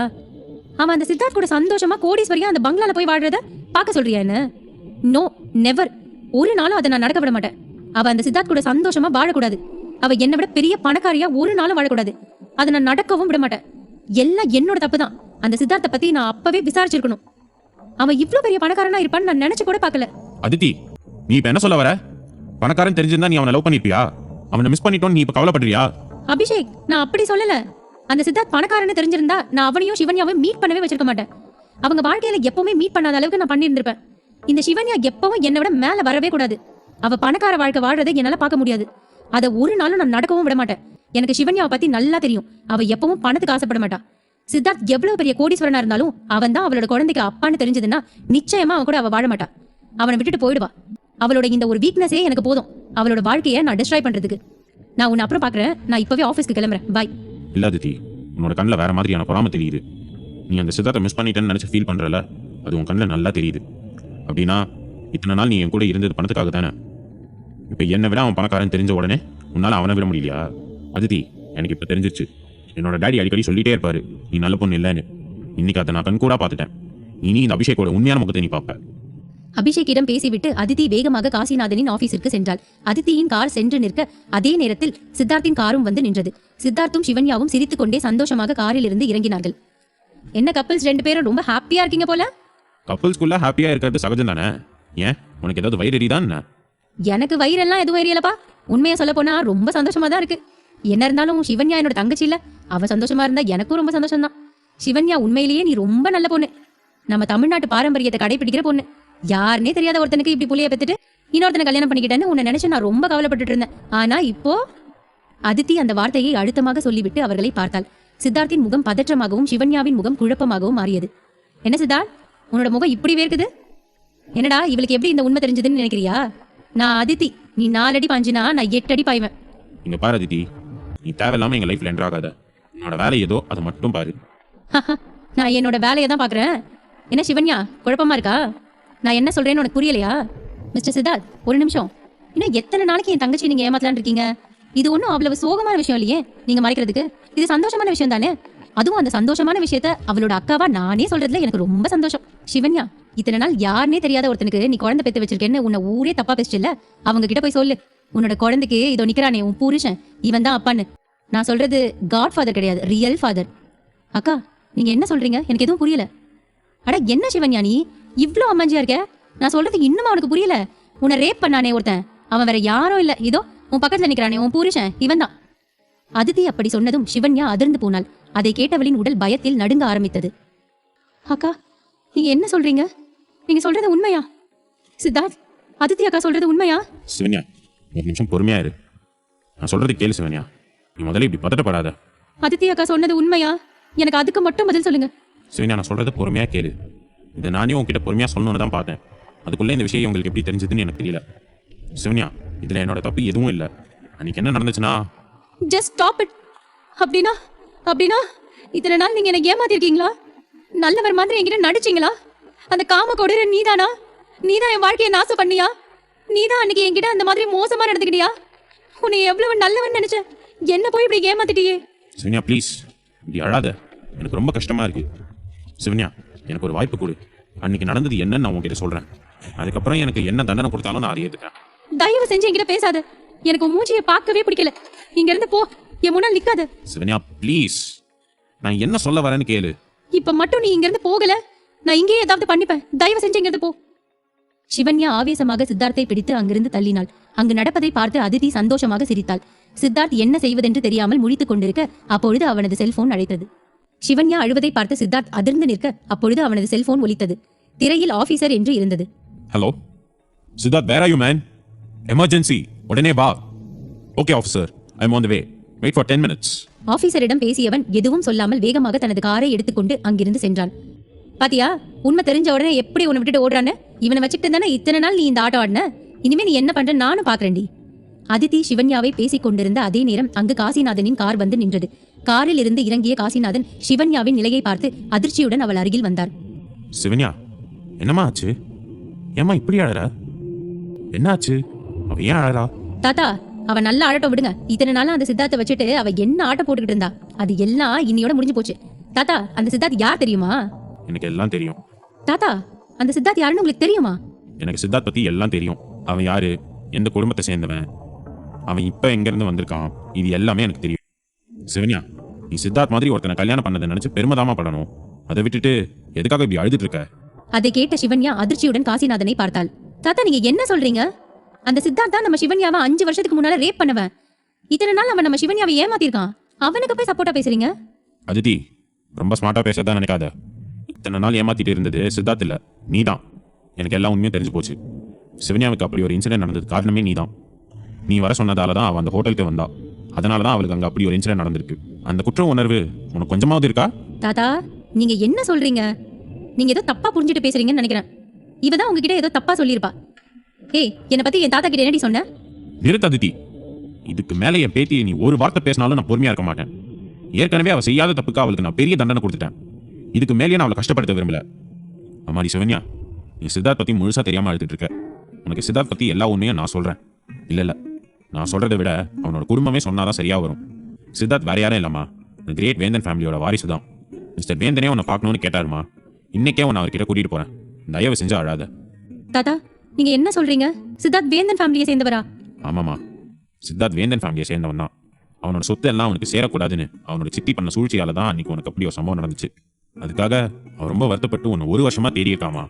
நீன்னு நினைச்சுதான் இதோ நிக்கிறாளே இவ பின்னாடி சுத்தி இவளுக்காக அவன் ஜெயிலுக்கும் போயிருக்கான். அவன் வேணும்னே அன்னைக்கு அப்படி பண்ணலாமா. விதி ஏதோ ஒரு வழியில உங்க 2 பேரையும் இணைச்சிருக்கு. அவ்வளவுதான். இவனை தப்பா நினைக்காத. ஆனா தாத்தா, அவர் எதுக்கு இதெல்லாம் என்கிட்ட மறைச்சு போய் சொன்னாரு? என்னை பார்த்து அப்பயே அவர் என்கிட்ட உண்மையே சொல்லல. அதைத்தான் சிவன்யா நானும் சொல்றேன். நீ தாத்தா சொல்றதை நம்பாத. அந்த சித்தார்த் மோசமானவன். அவன் உன்னை ஏமாத்திருக்கான். இப்ப கூட பாரு, உனக்கு உண்மை தெரிஞ்சிருச்சுன்னு சொன்ன உடனே கிட்ட நின்னு மன்னிப்பு கூட கேட்காம காரை எடுத்துட்டு ஓடி போயிட்டான். இவனை எப்படி நீ நல்லவன் நம்புவ? அதித்தி அப்படி சொல்லி முடிக்கும் முன்பே காசிநாதன் அவளது கன்னத்தில் ஓங்கி அறைந்திருந்தார். தாத்தா, இப்ப எதுக்கு என்ன அடிச்சீங்க? நல்லா அடிச்சிருக்க கூடாது, கொலையே பண்ணிருக்கணும். சொந்த தங்கச்சிக்கு இவ்ளோ கெடுதல் பண்ணிருக்க. நீ எல்லாம் ஒரு மனுஷியா? முதல்ல போலீஸ்க்கு ஃபோன் பண்ணி 5 வருஷத்துக்கு முன்னால நீ கார் ஆக்சிடென்ட் பண்ணி ஒருத்தனை கொன்னல, அதுக்கான தண்டனையை உன்னை அனுபவிக்க வைக்கிறேன் இரு. தாத்தா, நீங்களும் அப்படி பேசுறீங்க? நான் உங்களோட செல்ல பேத்தி தாத்தா. நான் தான் இப்படி பேசுறேன். இத்தனை நாள் கண்மூடித்தனமா உன்னை நம்பிட்டு இருந்த நான் தான் இப்படி பேசுறது. என்ன சொன்ன? என்னோட செல்ல பேத்தியா? இன்னையில இருந்து நீ என்னோட பேத்தியே கிடையாது. சிவன்யா மட்டும்தான் என்னோட பேத்தி. ஒழுங்கா மரியாதையா இங்க இருந்து போயிடு. இதுக்கப்புறம் என் மூஞ்சிலே முழிக்காத. ஒரு வேளை உறவு கொண்டாடிட்டு என் மூஞ்சில முடிச்ச கண்டிப்பா உன்னை போலீஸ்ல புடிச்சு கொடுத்துருவேன். சிவன்யா, உனக்கு எல்லாத்தையும் விவரமா சொல்றேன். முதல்ல வா, நம்ம உள்ள போலாம். இத்தனை நாள் எது நடக்க கூடாதுன்னு நினைச்சேனோ அதுவே நடந்துருச்சு. தாத்தாக்கு எப்படி இந்த உண்மை தெரிஞ்சிச்சு? இல்ல, நான் விட மாட்டேன். நான் மட்டும்தான் அந்த குடும்பத்துக்கு எப்பவுமே செல்ல பொண்ணா இருக்கணும். தாத்தாவோட ஆபீஸ் எனக்கு தான். தாத்தாவோட அன்பும் எனக்கு தான். சிவன்யா, இப்பவே உனக்கு என்ன பண்ற பாரு. அதித்தி கோபமாக கத்திவிட்டு அபிஷேக்கிற்கு கால் செய்தாள். 2-3 முறை போன் செய்தும் அபிஷேக் போனை எடுக்காமல் போக அவனுக்கு வாய்ஸ் மெசேஜ் செய்திருந்தாள். வாய்ஸ் மெசேஜ் சென்ற அடுத்த நொடி அவனிடமிருந்து கால் வந்தது. ஹலோ அபிஷேக், என்ன ஆச்சு? நான் போன் பண்ணிட்டே இருக்கேன், ஏன் போன் எடுக்க மாட்டேங்கிற? போனை எடுக்கலன்னா பிஸியா இருக்கேன்னு அர்த்தம். அது கூட உனக்கு தெரியாதா? அபிஷேக், நீ ஏன் ஒரு மாதிரி பேசுற? ஏதாவது என் மேல கோவமா? கோவமா? நானா? உன் மேல எதுக்கு நான் கோவமா இருக்கணும்? நீ யார் எனக்கு? அபிஷேக், ஏன் இப்படி பேசுற? உனக்கு தெரியும் தானே நான் உன்னை எவ்வளவு லவ் பண்றேன்னு. லவ்வா? அதுக்கு என்ன அர்த்தம்னாவது உனக்கு தெரியுமா? அதித்தி, இன்னும் உன்னை நம்பிட்டு இருக்க. என்ன பழைய அபிஷேக்னு நினைச்சியா? அந்த சித்தார்த் பத்தி விசாரிக்கும் போதுதான் உன்னோட முகமும் எனக்கு தெரிஞ்சிச்சு. நீ ஒன்னும் லவ்னாலலாம் என் கூட இல்ல. என் அப்பாவோட பிசினஸ் ஆலையும் என்கிட்ட இருக்கிற சொத்துனாலையும் தான் நீ என் கூட இருக்க. அபிஷேக், நீ ஏதோ தப்பா புரிஞ்சுட்டு பேசுற. அப்படியெல்லாம் எதுவும் இல்ல. நிஜமாவே நான் உன்னை லவ் பண்றேன். நீ என்னை ஏமாத்தணும்னு நினைக்காத அபிஷேக், ப்ளீஸ். ஏன் ஏமாத்துறதுக்கு உனக்கு மட்டும்தான் உரிமை இருக்கா என்ன? 4 வருஷத்துக்கு முன்னால அந்த சித்தார்த் மேல பழிய போட்டு அவனே ஜெயிலுக்கு போனானே, அந்த மாதிரி என்னைய நினைச்சிட்டியா? இங்க பாரு தித்தி, இதுக்கு மேலேயே என்னால உன்கிட்ட ஏமாற முடியாது. உனக்கும் எனக்கும் எந்த சம்மந்தமும் கிடையாது. இதுக்கப்புறம் எனக்கு கால் பண்ணாத. எனக்கு கால் பண்ண அதுக்கப்புறம் நீ நினைச்சு கூட பார்க்க முடியாத அளவுக்கு மோசமாயிடும். மரியாதையா போனை வச்சிரு. அபிஷேக்கிடம் பேசிய அதித்தி என்ன செய்வதென்று தெரியாமல் அதிர்ச்சியுடன் நின்றான். சித்தார்த் ஆபீசரிடம் பேசிவிட்டு அவரை எப்பொழுதும் சந்திக்கும் அந்த இடத்திற்கு சென்றான். சீக்கிரம் உன்னோட டீமை தயார்படுத்து சித்தார்த், நம்ம இப்பவே கிளம்பணும். என்னாச்சு? ஏன் இவ்வளவு பதட்டமா இருக்கீங்க? ப்ரோ, நாம நினைச்சதை விட அவங்க ரொம்ப அட்வான்ஸா இருக்காங்க. அவங்களோட பிளான் இப்பதான் நமக்கு தெரிய வந்துச்சு. அர்ஜுன், நீ என்ன சொல்ற? நம்ம எதிரிகளோட பிளான் என்னன்னா, திருச்சியில் இருக்க கோவில், சர்ச், மசூதி இந்த இடத்துலலாம் அந்தந்த மதக்காரங்க மாதிரி போய் உள்ள பாம்பு வைக்கிறது தான் அவங்களோட பிளான். அவங்க இருக்கிற இடத்துல இருந்து இன்னும் கிளம்பல. அவங்க இன்னைக்கு நைட் தான் எல்லாரும் தனித்தனியா பிரிஞ்சு சிட்டி ஃபுல்லா ஆக்கிரமிக்க போறாங்க. நமக்கு கிடைச்ச நியூஸ் கன்ஃபார்ம் தான். அதையும் நல்லா செக் பண்ணியாச்சு. நாம நைட்குள்ள அவங்களை அட்டாக் பண்ண ஆரம்பிக்கணும். இல்லைன்னா நிலைமை ரொம்ப மோசமாயிடும். ஓ மை காட், நாம இந்த ஆங்கிள் யோசிக்கவே இல்லையே. அவங்க ரொம்ப ஸ்மார்ட்டா தான் அவங்களோட மூவ் ஆரம்பிச்சிருக்காங்க. டோன்ட் வரி அர்ஜுன், அவங்க நினைக்கிறது எதுவும் நடக்காது. அவங்களால நம்மள எதுவும் பண்ண முடியாது. நம்மள அழிக்க நினைச்சா என்ன ஆகும்னு அவங்களுக்கு காட்டுற நேரம் வந்துருச்சு. சரி, நீ உடனே நம்ம டீமுக்கு கால் பண்ணி அவங்கள நான் சொல்ற இடத்துல அசம்பிள் ஆக சொல்லு. எல்லாரும் கரெக்ட் டைமுக்கு வந்திருக்கணும். இந்த மிஷனை முடிக்கிற வரைக்கும் யாரும் யார்கிட்டையும் எதை பத்தியும் டிஸ்கஸ் பண்ணக்கூடாதுன்னு சொல்லி வை. ஓகே ப்ரோ, நான் பாத்துக்கிறேன். நீங்க அவங்களை எப்படி அட்டாக் பண்ண போறீங்கன்ற டீடைலை மட்டும் எனக்கு எக்ஸ்பிளைன் பண்ணுங்க. அவங்க சிட்டிக்கு அவுட்டர்ல ஒரு அண்டர் கிரவுண்ட்ல தான் இருக்காங்க. அவங்க அங்க இருக்கிறது சாதாரணமா யாருக்கும் தெரியாது. நாம அவங்க இருக்கிற இடத்த சரௌண்ட் பண்ணி தான் அவங்களை அட்டாக் பண்ண போறோம். நம்ம அவங்களை மிஸ் பண்ணிட்டோம்னா அதுக்கப்புறம் அவங்களை பிடிக்கிறது ரொம்ப ரிஸ்க் ஆயிடும். உள்ள அவங்க எவ்வளவு பேர் இருக்காங்கன்னு நமக்கு தெரியாது. அவங்க கையில எந்த மாதிரி வெப்பன்ஸ் இருக்குன்னு நமக்கு தெரியாது. எல்லாத்துக்கும் நம்ம வெல் ப்ரிப்பேர்டா இருக்கணும். நம்ம மொத்தம் 40 பேர் இருக்கோம். 40 பேர்ல நம்ம 3 பேர் மட்டும் ஃபர்ஸ்ட் உள்ள போவோம். மற்ற எல்லாரும் வெளியில நிக்கட்டும். முதல்ல நான் உள்ள போறேன். நான் போய் அடுத்த 10 மினிட்ஸ் கழிச்சு நீ உள்ள வா. நீ உள்ள வந்து அடுத்த 20 மினிட்ஸ்ல ஏதாவது தப்பா பட்டுதுன்னா ஹரியையும் சுதனையும் உள்ள வர சொல்லிடு. இதுதான் நம்ம பிளான். இதுபடி தான் எல்லாம் நடக்கணும். ஓகே ப்ரோ, நம்ம டீம் எல்லாம் நான் உடனே அசம்பிள் ஆக சொல்லிடுறேன். ஓகே சித்தார்த், அர்ஜுன், நீங்க 2 பேரும் கிளம்புங்க. நான் ஹையர் அத்தாரிட்டி கிட்ட மெயில் பண்ணிட்டு இன்னும் கொஞ்சம் நேரத்தில் அப்ரூவல் வாங்க வேண்டியிருக்கு. அந்த ஃபார்மாலிட்டிஸ் முடிச்சுட்டு வரேன். ஓகே ஆஃபீஸர், நான் இந்த மிஷனில் சக்ஸஸ் ஆகிட்டு அதுக்கப்புறம் உங்களை வந்து மீட் பண்ணுறேன். Arjun, come with me. ஆபீசரிடம் பேசிவிட்டு அர்ஜுனை கூட்டிக் கொண்டு சித்தார்த் அங்கிருந்து கிளம்பினான். ப்ரோ, என்னாச்சு? வந்ததுலேருந்து பார்த்தா உங்கள் முகமே சரியில்லை. எப்பவும் சீக்ரெட் மிஷன் பண்ண போகிறதுனா உங்கள் முகத்தில் ஒரு நெருப்பு இருக்கும். ஆனால் இப்போ அது இல்லை. என்னாச்சு? உங்களுக்கும் அன்னிக்கும் ஏதாவது பிரச்சனையா? சிவன்யாவுக்கு என்னை பற்றி எல்லாம் தெரிஞ்சிருச்சு அர்ஜுன். அவ என் மேலே ரொம்ப கோவமாக இருக்கா. என்ன ப்ரோ சொல்கிறீங்க? அன்னிக்கு எல்லாம் தெரிஞ்சிருச்சா? நீங்கள் ஆர்மியில் என்னவா இருக்கீங்கன்னு கூட தெரிஞ்சிருச்சா? இல்லை, அது மட்டும்தான் இன்னும் அவளுக்கு தெரியல. 5 வருஷத்துக்கு முன்னால் அவளுக்கு நடந்த இன்சிடென்ட்க்கு நான் தான் காரணம்னு அவளுக்கு தெரிஞ்சிருச்சு. நான் எந்த ஃபேமிலியை சேர்ந்தவனா அவளுக்கு தெரிஞ்சிருச்சு. இப்போ எனக்கு என்ன பண்ணுறதுனே தெரியல. ப்ரோ, அன்னிக்கிட்ட நீங்கள் உண்மையை சொல்லி புரிய வைக்கலாம்ல? அவள் ரொம்ப கோவமாக இருக்கா. நான் சொல்கிற எதையும் அவள் கேட்க தயாராக இல்லை. இப்போ அவளுக்கு நான் பொறுமையாக சொல்லி புரிய வைக்கிறதுக்கு எனக்கு டைமும் இல்லை. நம்ம முதல்ல இந்த மிஷனை கம்ப்ளீட் பண்ணுவோம். அதுக்கப்புறம் அவகிட்ட நான் பொறுமையாக எல்லாத்தையும் சொல்லி புரிய வைக்கிறேன். சரி, டைம் ஆச்சு, வா கிளம்பலாம். காசிநாதன் சிவன்யாவை அவரது அறைக்கு அழைத்து சென்றார். சிவன்யா, நீ சித்தார்த் பற்றி தப்பாக புரிஞ்சு வச்சிருக்கமா? நீ நினைக்கிற மாதிரி சித்தார்த் இல்லை. சித்தார்த் ரொம்ப நல்ல பையன். அவன் சித்தியோட சூழ்ச்சியினால தான் இன்னைக்கு இந்த மாதிரி நடந்து போச்சு. உன்கிட்ட உண்மையை சொல்லத்தாம அவனும் நினச்சிருக்கான். ஆனால் நீ இறந்துருவேன்னு சொன்ன காரணத்தினால தான் அவன் உன்கிட்ட எந்த உண்மையை சொல்லலை. தாத்தா, இதெல்லாம் உங்களுக்கு யார் சொன்னா? ஒருவேளை அவர் உங்ககிட்ட இதெல்லாம் சொல்லி உங்களை நம்ப வச்சாரா? இல்லைம்மா, எனக்கு உண்மையெல்லாம் தெரியும்னு சித்தார்த்துக்கே தெரியாது. எனக்கு இந்த உண்மையெல்லாம் சித்தார்த்தோட தாத்தா தான் சொன்னார். அவரை நான் 3 நாளைக்கு முன்னாடி மீட் பண்ணேன். அப்போ தான் எனக்கு எல்லா உண்மையும் தெரிய வந்துச்சு. எனக்கு இன்னொரு உண்மையும் தெரியும். சித்தார்த் நம்ம எல்லாரும் நினைக்கிற மாதிரி சாதாரண ஆள் இல்லைம்மா. இந்தியாவில் இருக்க டாப் டேஞ்சரஸ் ஆர்மி ஃபோர்ஸான பாரத் ஸ்பெஷல் ஃபோர்ஸில் ஹையர் ஆஃபீஸராக இருக்கான். அவன் இங்கே வந்தது கூட ஒரு சீக்ரெட் மிஷனுக்காக தான். அது கூட எனக்கு தெரிஞ்ச ஒரு நண்பர் மூலமாக தான் நான் தெரிஞ்சுக்கிட்டேன். அவனை பற்றி எந்த ஐடென்டிட்டியும் அவன் வெளியில் சொல்லக்கூடாது. அதனால தான் அவன் உன்கிட்ட எதை பற்றியும் சொல்லலை. நீ அவனை தப்பாக நினைக்காத. உடனே சித்தார்த்துக்கு ஃபோன் பண்ணி பேசுமா. தாத்தா உன்கிட்ட இது வரைக்கும் எனக்காகன்னு முழு மனசோட எதுவுமே கேட்டதில்லை. முதல் முறையாக கேட்குறேன். இந்த தாத்தாக்காக நீ சித்தார்த்தை மன்னிச்சு ஏற்றுக்கோமா. நீங்க சொல்றதெல்லாம் உண்மையா தாத்தா? உண்மையிலேயே அவர் சீக்ரெட் மிஷனுக்காக தான் இங்க வந்திருக்காரா? ஆமாமா. காசிநாதன் சொன்னதும் அதிர்ச்சியானவள் எதுவும் பேசாமல் அப்படியே அமைதியாக நின்றாள். பின்பு ஏதோ நினைத்தவளாக காசிநாதனை பார்த்தாள். தாத்தா, நான் இப்பவே வீட்டுக்கு கிளம்புறேன். நான் அவரை உடனே பார்க்கணும். அவர்கிட்ட நான் ரொம்ப கோவமா பேசிட்டேன். சரிம்மா, நீ கிளம்பு. நான் சித்தார்த் கிட்ட நாளைக்கு பேசிக்கிறேன். காசிநாதனிடம் பேசிவிட்டு வேகமாக அந்த அறையை விட்டு வெளியேறியவள் தனது செல்போனை எடுத்து சித்தார்த்திற்கு கால் செய்தாள். அவனது செல்போன் ஸ்விட்ச் ஆஃப் என்று வந்தது. என்னாச்சு? ஏன் அவர் ஃபோன் ஸ்விட்ச் ஆஃப் பண்ணி வச்சிருக்காரு? ஒருவேளை நம்ம மேல கோவத்துல இருக்காரோ?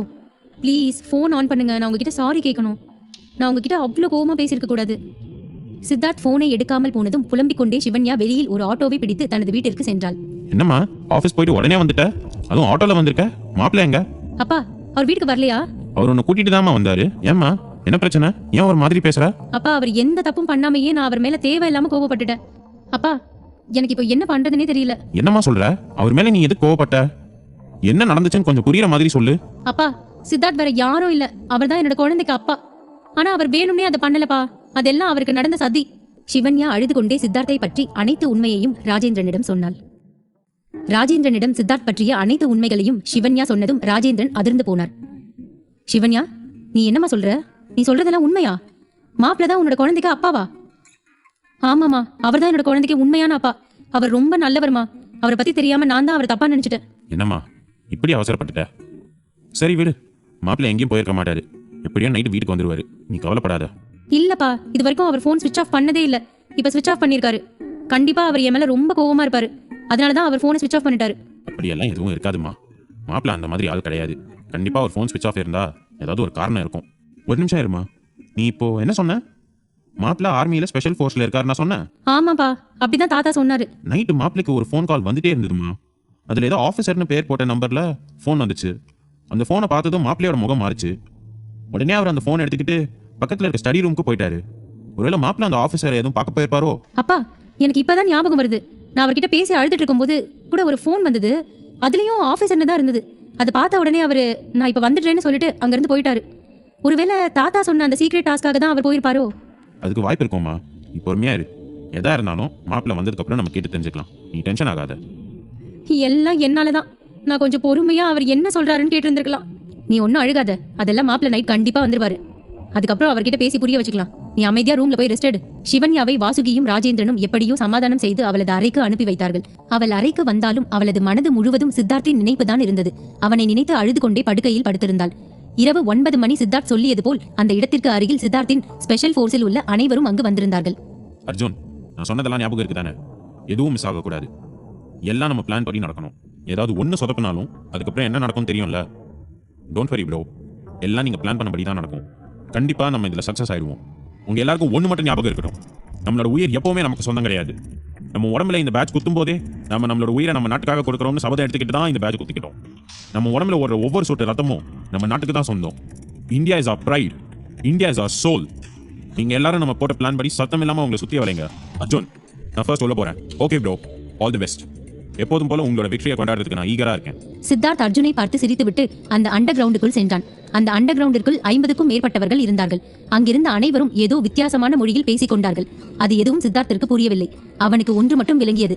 அர்ஜுன் சொன்னது போல் அவர்கள் அங்கு இருக்கும் அனைத்து கோவிலையும் மசூதியையும் சர்ச்சையும் தாக்கப் போகிறார்கள் என்று. அங்கிருந்த அனைவரும் அவரவர் பேக்கில் பாம்களை எடுத்து வைத்துக் கொண்டு இருந்தார்கள். அங்கிருந்த அனைத்தையும் நோட்டமிட்ட சித்தார்த் அர்ஜுன் சிக்னல் கொடுக்கும் விதமாக தனது துப்பாக்கியை எடுத்து மேலே நோக்கி சுட்டான். ப்ரோ சிக்னல் கொடுத்துட்டாரு. அவர் ஒரு தடவை மேலே ஷூட் பண்ணார்னா நான் மட்டும் வரணும்னு அர்த்தம். 2வது தடவையும் ஷூட் பண்ணார்னா ஹரியும் சுதனும் உள்ள வரணும்னு அர்த்தம். 3வது தடவை ஷூட் பண்ணார்னா வெளியில 5 பேரை தவிர்த்து மித்த எல்லாரும் உள்ள வரணும்னு அர்த்தம். புரியுதா? இப்போ நான் உள்ள போறேன். நீங்க நெக்ஸ்ட் ஆர்டருக்காக வெயிட் பண்ணுங்க. அர்ஜுன் சொல்லி முடிக்கும் முன்பே சித்தார்த் அடுத்த 2 முறை வானை நோக்கி துப்பாக்கியை சுட்டிருந்தான். கம் ஆன் गाइस, 5 பேரை தவிர்த்து மத்த எல்லாரும் உள்ள வாங்க. நாம நம்மளுடைய எதிரிகளை அழிக்கிற நேரம் வந்துருச்சு. நீங்க எல்லாரும் உங்களோட திறமையை காட்டுங்க. Come on, quick, fast. Arjun கத்திக்கொண்டே அந்த அண்டர் கிரவுண்டுக்குள் ஓட அவனுக்கு பின்னால் மற்றவர்கள் சென்றார்கள். Hey, who are you? ஒப்பண்டா கோயால யார் நாட்டுக்கு வந்து யார ஹூ ஆர் யூ நான் கேக்குறேன். I think he is a soldier, Indian soldier. Shoot him, shoot him. அந்த டெரரிஸ்ட் அப்படி சொன்னதும் அங்கிருந்தவர்கள் சித்தார்த்தை ஷூட் செய்ய ஆரம்பித்தார்கள். சித்தார்த் அவர்கள் அனைவரிடமும் இருந்து தப்பித்து அவர்களை ஷூட் செய்ய ஆரம்பித்தான். ப்ரோ, நான் வந்துட்டேன். டேய் முண்டாசி கட்டின முட்டாள்களா, யாரை ஷூட் பண்ண பாக்குறீங்க? he is a god of war. உங்களுக்கு எல்லாருக்கும் இன்னைக்கு ஃப்ரீயா யமலோகத்துக்கு டிக்கெட் வாங்கி கொடுக்குறோம்டா. ஜாலியா போயிட்டு வாங்க. பை. சித்தார்த் அர்ஜுனை பார்த்ததும் சிரித்துக்கொண்டே எதிரிகளை சூறையாட ஆரம்பித்தான். இரு தரப்பிற்கும் இடையில் சண்டை நடக்க ஆரம்பித்தது. கிட்டத்தட்ட 1 மணி நேரம் இரு தரப்பினரும் சண்டை போட்டுக் கொண்டிருந்தார்கள். அதில் அனைத்து டெரரிஸ்டும் இறந்து போயிருந்தார்கள். Bro, we won the war. எல்லாரையும் நல்லபடியா யமலோகத்துக்கு அனுப்பி வச்சாச்சு. நம்ம ஜெயிச்சிட்டோம். எஸ் அர்ஜுன், நம்ம ஜெயிச்சிட்டோம். பாய்ஸ், எல்லாரும் இன்னைக்கு சூப்பரா ஃபைட் பண்ணீங்க. உங்க எல்லாருக்கும் இன்னைக்கு பெரிய ட்ரீட் இருக்கு. ப்ரோ, இது எல்லாத்துக்கும் காரணம் நீங்க தான். You are the one and only reason. God of war. God of war. நீங்க இருக்கிற வரைக்கும் நம்ம நாட்டை எந்த கொம்பனாலையும் எதுவும் செய்ய முடியாது. ஏய், எல்லாரும் ஏன்டா நின்னு வேடிக்கை பார்த்துட்டு இருக்கீங்க? ப்ரோவை தூக்கி கொண்டாடுங்கடா. அர்ஜுன் அப்படி சொன்னதும் அங்கிருந்த அனைவரும் சித்தார்த்தை தூக்கி சந்தோஷமாக கொண்டாடி கொண்டு இருந்தார்கள். அப்பொழுது தரையில் படுத்திருந்த ஒரு டெரரிஸ்ட் அங்கிருந்த துப்பாக்கியை எடுத்து சித்தார்த்தை ஷூட் செய்தான். அது அவனது மார்பை துளைத்தது.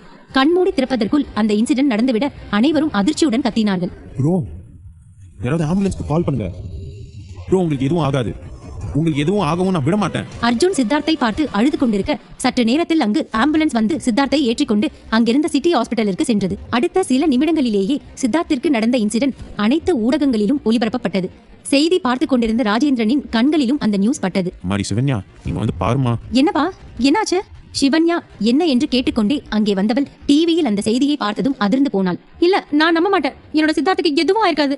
அப்பா, இந்த நியூஸ் போய் தானே? அம்மாடி, மாப்பிளைக்கு குண்டடி பட்டிருக்குன்னு தான் சொல்லியிருக்காங்க. ஹாஸ்பிட்டலுக்கு கூட்டிட்டு போயிட்டு இருக்காங்களாம். நீ எதுவும் பயப்படாத, அவருக்கு எதுவும் ஆகாது. சீக்கிரம் கிளம்பு, நம்ம ஹாஸ்பிட்டலுக்கு போகலாம். அப்பா, அப்பா, அவருக்கு எதுவும் ஆகாதுல்ல? எதுவும் ஆகாதுமா, நீ கவலைப்படாம சீக்கிரம் ஹாஸ்பிட்டலுக்கு கிளம்பு. மின்னல் வேகத்தில் சிவன்யா சித்தார்த் அட்மிட் ஆகியிருந்த ஹாஸ்பிட்டலுக்கு சென்றாள். சிவன்யாவை பார்த்ததும் அர்ஜுன் வேகமாக அவள் அருகில் ஓடி வந்தான். அண்ணி, அழாதீங்க.